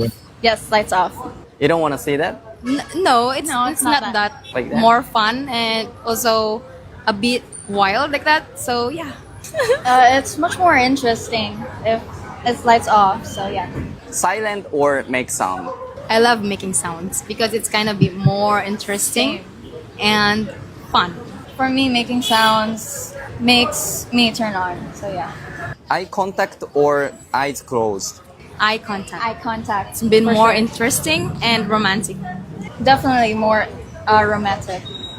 There's much more intense emotions going on. Yeah, I agree. Before the shower or after shower? Oh. Both. Also in shower. Before shower, it's also more interesting, and after shower, it can be more fun also. And like, I think I can say we're like so active like that. Yeah. I prefer after shower because I feel more clean and I think it minimizes the spread of diseases. So yeah. High sex drive or low sex drive? High sex drive. That must be fun. Would you date a guy who wants sex every day? If I love that person, yes. Hotel or home? Hotel. Why? More comfortable. Morning or night? Night. Do you do it in the morning as well? Yeah. Yes, sometimes. Yes. Lights on or lights off? Lights off. But we can do lights on so that I can see what's... Do you feel shy? If lights on? Yeah. No. Silent or make sound? Make sound. That turns me on. Before shower or after shower? After shower, it's you, huh? Before shower. What about during shower? Yeah. During shower or after shower? During shower, that's hot. Short time or long time? Long time. How long? 30 minutes to 1 hour. How many times in a day? 2 or 3. We can do before bedtime or after bedtime and maybe afternoon. Silent or make sound? Make sounds. Yes, I like it. High sex drive or low sex drive? High sex drive. Hotel or home? Home, because home is comfortable. I can shout what I want. Morning or night? Night. Yeah, I love night. But you still do it in the morning? Yes, if my boyfriend wants. Lights on or lights off? Lights off. But if my boyfriend wants to lights on, then I will. Before shower or after shower? After shower, because it's fresh and it smells so good. Are you still okay with doing before shower? Yeah, I like that both. What about during shower? Yes, I really love it. Short time or long time? Long time. I like long time. How long? For 1 hour or 2 hours or 3 hours. Yeah, I like it. How many times in a day? I think 5 times or 10 times. 10 times. Yes, because we both like sex. Before shower or after shower? Both. How about during shower? Yeah, that's better. Why do you think so? It's kind of refreshing. Lights on or lights off? I prefer lights on because I can see everything. silent or make sound? I do make sound. Morning or night? I think it's good to have after you wake up and then do it in the night before you sleep. How long is your ideal? 2 hours. High sex drive or low sex drive? I have high sex drive. What's men? High sex drive, of course. I prefer something wild. What do you think about the guy with a low sex drive? You're not healthy. How many times a week do you want to do it? Every day. How many times in a day? Probably more than 5. All right. God, it's, oh my God, bro. Hey. It's so true. Hey. You already know. You already knew. Inquiring minds want to know. Hey, in the military, they use a term called LBFM. And without it sounding too crass, that just means little brown effing machines. Right. They love it. And they're not ashamed. You know, they're going to do it. However, they're so accommodating and so joyful. I mean, it gets to a point where they'll fall asleep holding your member just to make sure you're there. You get what I'm saying? I got what you're saying. Yeah. So all of that's very true. And you can see how enthusiastic they are. The only reason they would say hotel is because if you look at the design of their houses, they have low ceilings, meaning they don't close off from the roof, and you can hear from one room to another. I know exactly. The only reason they would say a hotel is because they would be conscious about who else in the house might be listening. You get what I mean? I know exactly what you're talking about. I know exactly what design you mean by that. Mm-hmm. So that's the only reason he would say hotel from that experience is that the low ceiling. Other than that, anytime, all day, light, dark, don't matter. Stay down. All right. Income needed. You're dating in the Philippines, and let's hear what they say. We know what the number is. Let's hear what they say. But we did the number. Yeah. You as a woman should also provide, because at the end of the day, you also love that person, and if you really love that person, you do anything, no matter what it takes. If you truly love someone, can you date a poor guy? For me, of course, status doesn't matter even if you are broke or if you have no money. The same, as long as he is diligent and, you know, not lazy, because I hate lazy people, because I myself am also lazy. So if I'm lazy and you're also lazy, then how are we gonna get rich, right? Even if he cannot pay for dating, are you okay with that? Yeah, of course, as long as we are happy. So Yeah, are you it's okay willingly for me. pay? Of course, I can pay for it. You as a woman should also provide, because at the end of the day, you also love that person, and if you really love that person, you do anything, no matter what it takes. Yeah, I agree. The other girl say it's a red flag. It's not red flag for you guys? Yeah, it's not a red flag for me because I've been in a relationship before. He has no money. We cannot afford like dating at a fine restaurant, but that's okay as long as we are happy. There are a lot of things to do, right? That doesn't need money. Most of the rich guys are more on like ego. Which would you choose? A handsome but poor or a rich but unattractive guy? I will choose a handsome but poor guy because I know that I can help him, motivate him to be better and to build his future with me. Okay, so why wouldn't choose rich but unattractive guy? Most of the rich guys are more on like ego. So as an introverted person, I don't find myself where I can like hang with those kind of guys. So have you ever dated a handsome guy or rich guy? I actually don't have boyfriend before. So what about the marriage? Would it be changed or not? I think there's a possibility that it will change because I am more also into connection. Which one you like, Filipino or foreign man? Sorry, but foreigner. Foreigner po. A foreigner? Yeah. Western or Asian? Which one you like? Western. Western. What's the handsome? Who knows how to take care of himself, like clean looking. That's it. I would consider 30,000 as a rich income here in the Philippines. So how much monthly income do you consider rich in the Philippines? 30,000. 30,000 pesos. Yeah, 30. In a month? In month, yeah. Okay, tell me a reason why. As we all know that the cost of living here is very high, and knowing the war in the Middle East, and also the gasoline prices are high now. So currently, I want to say that I would consider 30,000 as a rich income here in the Philippines. So do you work now? No, I don't have work right now. I'm still a student. You're still a student, okay. Yes. So how much do you make a month? Do you have As a student, Yeah, you have a part-time job or? I don't have a part-time job as of now, but I have a allowance. Okay, how much is it? I would say 5,000 a month. In a month? Yes. It's quite a lot. Not really. Okay. Do you think it's enough? I think it's enough, and I think it fits in my lifestyle. Do you know anyone rich around you? Yes, in my family. It's my uncle. How much he get the money? The last time he worked at a Japanese restaurant, he earned 60,000 a month. 60,000? Yes. It's a lot. Yeah. What's your ideal income for a boyfriend in a month? In a month, 200,000. It's a pesos. Peso, yeah. 30 to 40K? Like Pesos. that. Yeah. I would say higher than my income, so maybe 200 to 300K per month. Yeah, same as her, higher than my income, so like around 200 to 300, or possibly if higher. 30,000. It's like in every 15 days, it's 15,000. Why Yeah, because- 200,000 pesos? Yeah, the crisis is so high, and then I need the income so high. Yeah. Okay. If he's just a normal guy, 30 to 40K is big enough. But if he's rich, maybe something higher than that. Because the expenses are getting very increasing recently. Knowing the war in the Middle East, cost of living here is very high.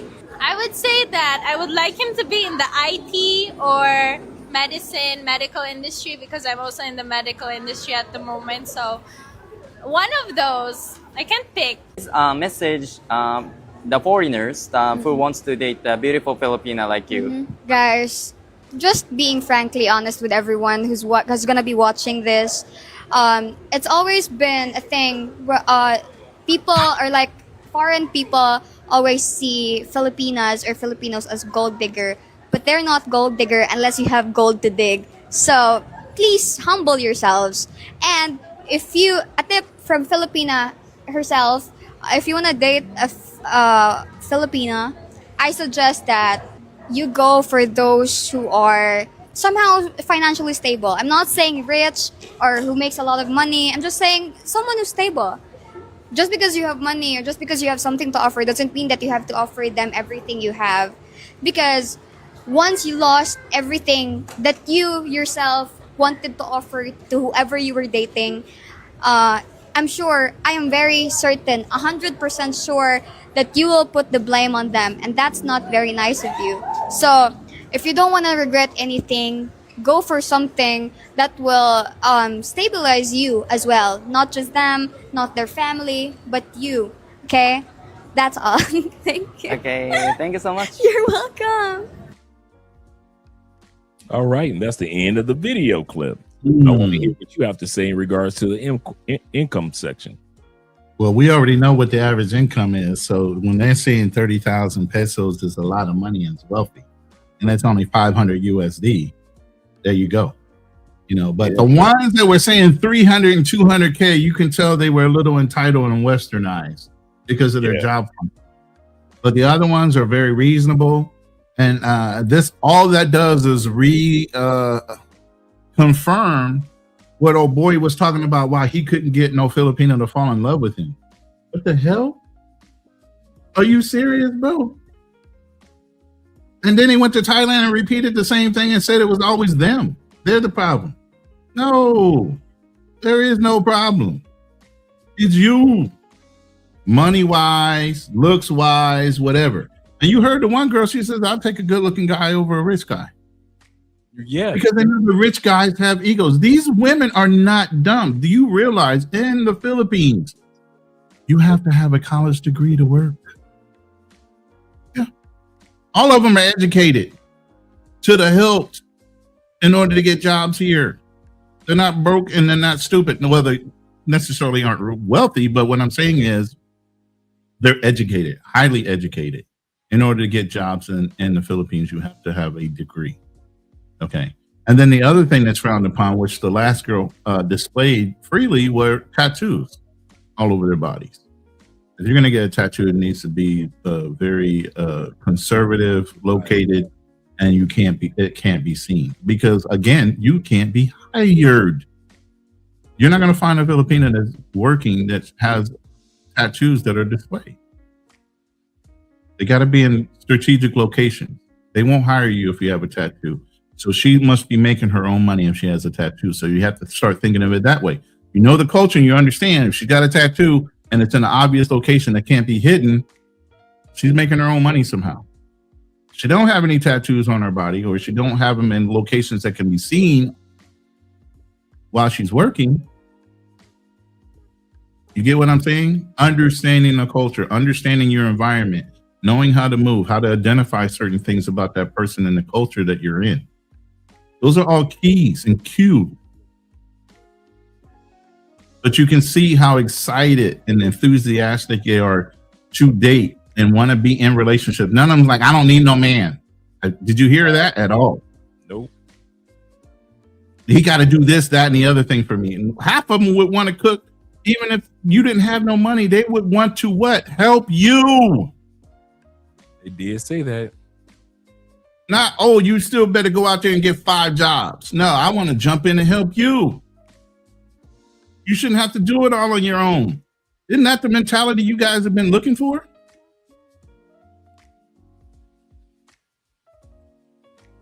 Y'all got to reassess what you guys are really looking for in life. That's an excellent point.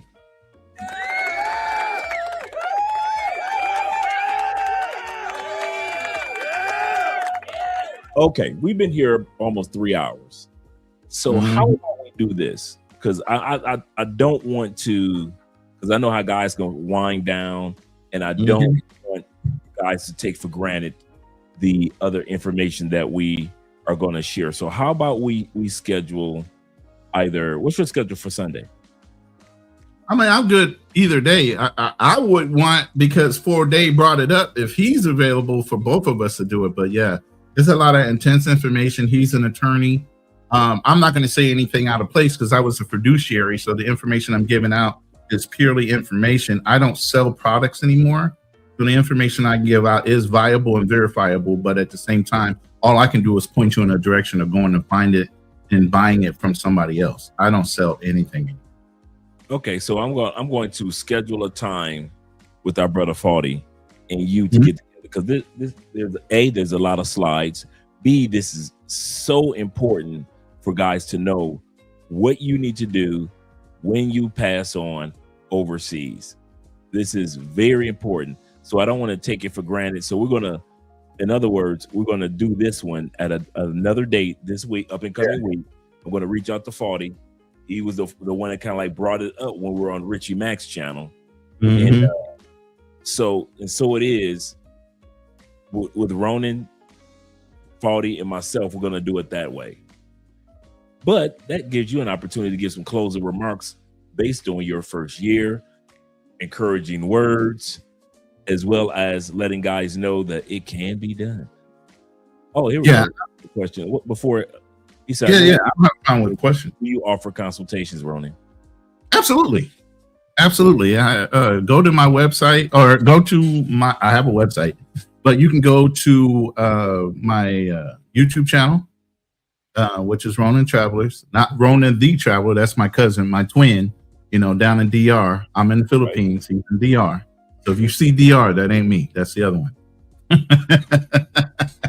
Other than that, you can go to my site. I have a scheduler there where you can schedule time with me, and just be specific, because I do counseling and different things and consulting and different things.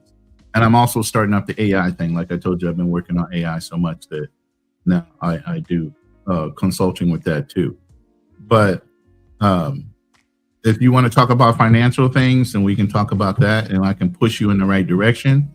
Again, I just give consultations. I do not sell products. I have no hidden motive in the information I give you, but I'm going to give it to you straight up.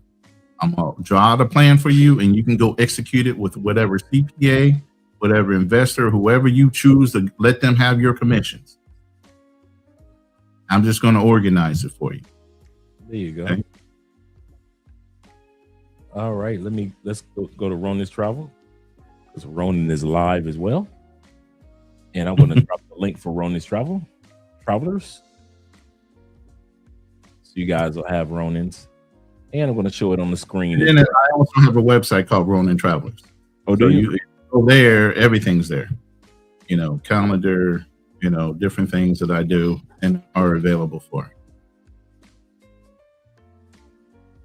Okay. I'm gonna have Claude redo that whole thing.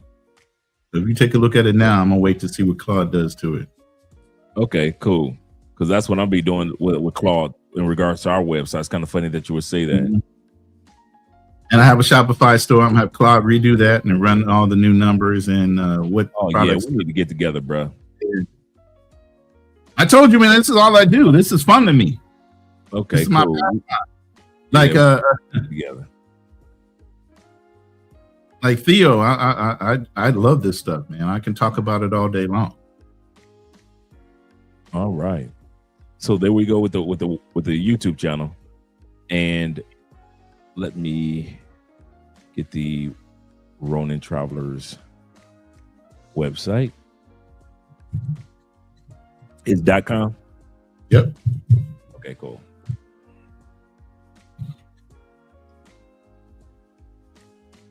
Oh, there we go. Yeah, that's a good one. Yep. Nice landing page. Oh, yeah, this is exactly how I'm trying to. Yeah, we need to talk. We definitely need to talk. Yeah. Yeah. But you see it now. Wait until you see what Claude does to it. If I can get Claude to do what I want it to do, man, it's going to be funky. Let's pull it up on screen real quick.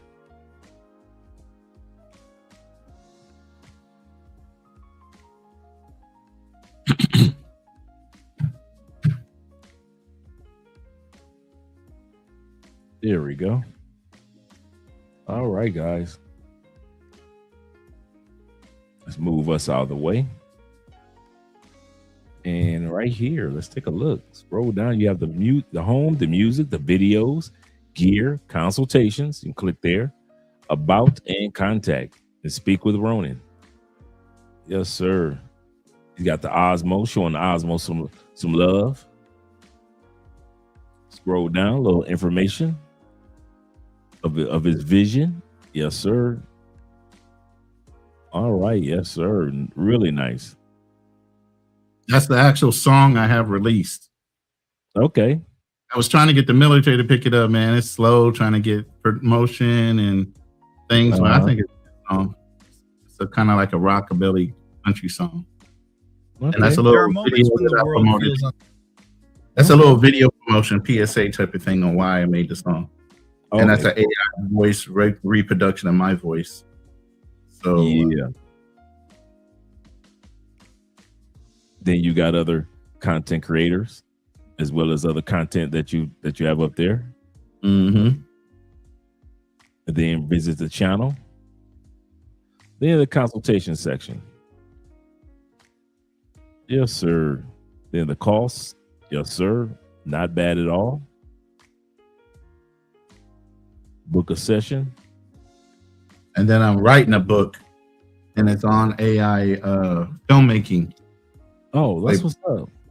So as I learn AI, I have ChatGPT, Claude, all documenting it and organizing it in a way that I can take all my learned lessons and structure them into a book to help you get along faster on those processes. Yeah. So definitely, guys, you want to go to the website, show support, show love, and reach out to our brother. So let me drop the link for this. That's my Zen mode right there. I could tell. Peace upon peace, brother. Peace upon peace. I have the angry side too, but you ain't seen that one's not on there. All right. So make sure that we support our brother. I just dropped the link for you guys to reach out to the website. All right, this was a good episode.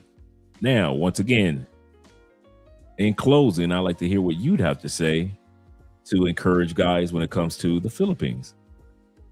Like I said, it's not for everybody.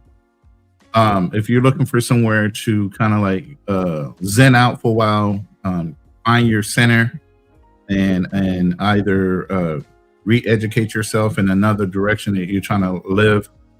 Moving forward, it's a good place to recenter yourself.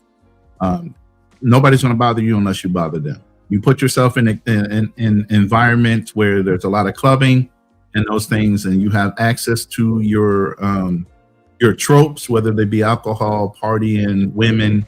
You're never going to focus in on what you really need to do as men in life. So it just depends on what direction you want to live your life. Philippines is just one of many options. You can go down to Latin America, you can go to Asia, whether it be Thailand, Philippines, or even somewhere like Vietnam or Cambodia. Doesn't matter. It's wherever your center of peace is going to be while you're trying to restructure life. You know, so all I do is encourage people to travel. As a ex-veteran, I've always done that. I've been traveling since I was 4 years old. I always had that travel bug. My mom made sure we learned how to travel, how to eat well, how to try different things. I grew up doing those things. So once I was in the military, once I lived my life, it's rooted in who I am. Sometimes people are more homebodies. They don't want to go anywhere. And I understand that too. But do some things for yourself and center yourself, whether you be back in America, whether you be overseas, you need to find your center again. Too many people, as far as men, care so much for other people and you don't care enough for yourself. You got to recenter that. Okay. Excellent point. Excellent point. We're glad that you've been here this evening with us. Great evening. Great evening. Yes, sir. Yes, sir. All right. Let me let you down, and we're going to be doing a quick outro myself, and then we're going to do an outro video, let you guys get some rest, and let you guys who are over there in Southeast Asia enjoy the rest of your day. Thanks again, Ronin. Oh, no problem. It's Saturday here, so I'm chilling. All right. And I will be reaching out to you. Yeah. We still need to schedule the one that's going to be a little bit more drawn out. But it's great information, and I hope you guys tune in for it. And is the one thing I can say is a lot of people don't like talking about death in their limited lifespan, but it's something that needs to be talked about and dealt with. You spend a lot of time building up your resources and your assets, building legacy. And if you don't dictate how it's being spent, it's going to be abused. I've seen way too many families, once I deliver assets to them, how their kids rip through them so quickly, they don't even appreciate half the effort it took for you to build it, unless you dictate how you want to be spent. All right. I will be checking my email. Yes, sir. As well. And yes, he said Ronan can finally eat lunch. Well, I intermittent fast, so I don't break my fast until anywhere after 1 or 2 o'clock. Okay, cool. The only thing I have in the morning is coffee. All right, shout out to the coffee lovers. All right, brother. Yes, Peace. sir. Peace. Appreciate you. All right, this was great. This was great. And once again, for those that are interested in that slide that Ronan showed us earlier of all of the information on how to relocate Southeast Asia, what things to do, what not to do, shoot me an email. Like my brother Dave got me going to my email in a second. Shoot me an email and I'll be sending you guys the slide immediately tonight. So as soon as this live stream is over, I'll be going to my email and I'll be dropping that slide to those of you who shoot me an email. If you don't ask me, I won't send it to you. So make sure that you guys send me an email to let me know that you're interested. And I'm glad that most of all that you guys are interested in topics like this, because a lot of times we do topics like this and they get some type of traction or some type of attention. But I'm glad that this one really did get attention because it was important because a lot of times we don't see commentary and comments on or get information on how to live in the Philippines. So yeah, this was a really good show. Shout out to Crypto Dragon in the building. He said, put a 1 in that chat if you think that Dre's favorite shirt. Hey. Oh, I do like this shirt. I've had it for a few years. Yes, sir. Shout out. Yes, sir, Kobe. I appreciate that. Oh, Mr. 007 said this. He said, this is better than Colombian real estate stream. I appreciate that, guys. He said, no disrespect to the young lady. No, this information, man, that we're like, like I said, I'm doing more interviews this year because I'm building on Patreon almost a digital encyclopedia of no matter what countries that we usually go to, you can get all that information and it's still there. So I want you guys to be able to get shout out to Mike T in the building as well. I want you guys to be able to get this information without a doubt. Yes, sir. And I do like my flower shirt. Yes, sir. Yes, sir. He said, I bet the Philippines, he said, I'll be in the Philippines next month. I'll hit you up, Ronan. Yes, sir. Shout out to you. I'm glad that you guys are motivated. Mr. 007 said his presentation with his visuals and direct advice made it top tier. Yes, sir. Shout out again to Ronan, man. Always doing it the right way. Well, let me get ready to let you guys go. I'll be seeing you guys mañana, tomorrow, with another episode. And let me scroll down, get us an outro, and we're going to go to the islands.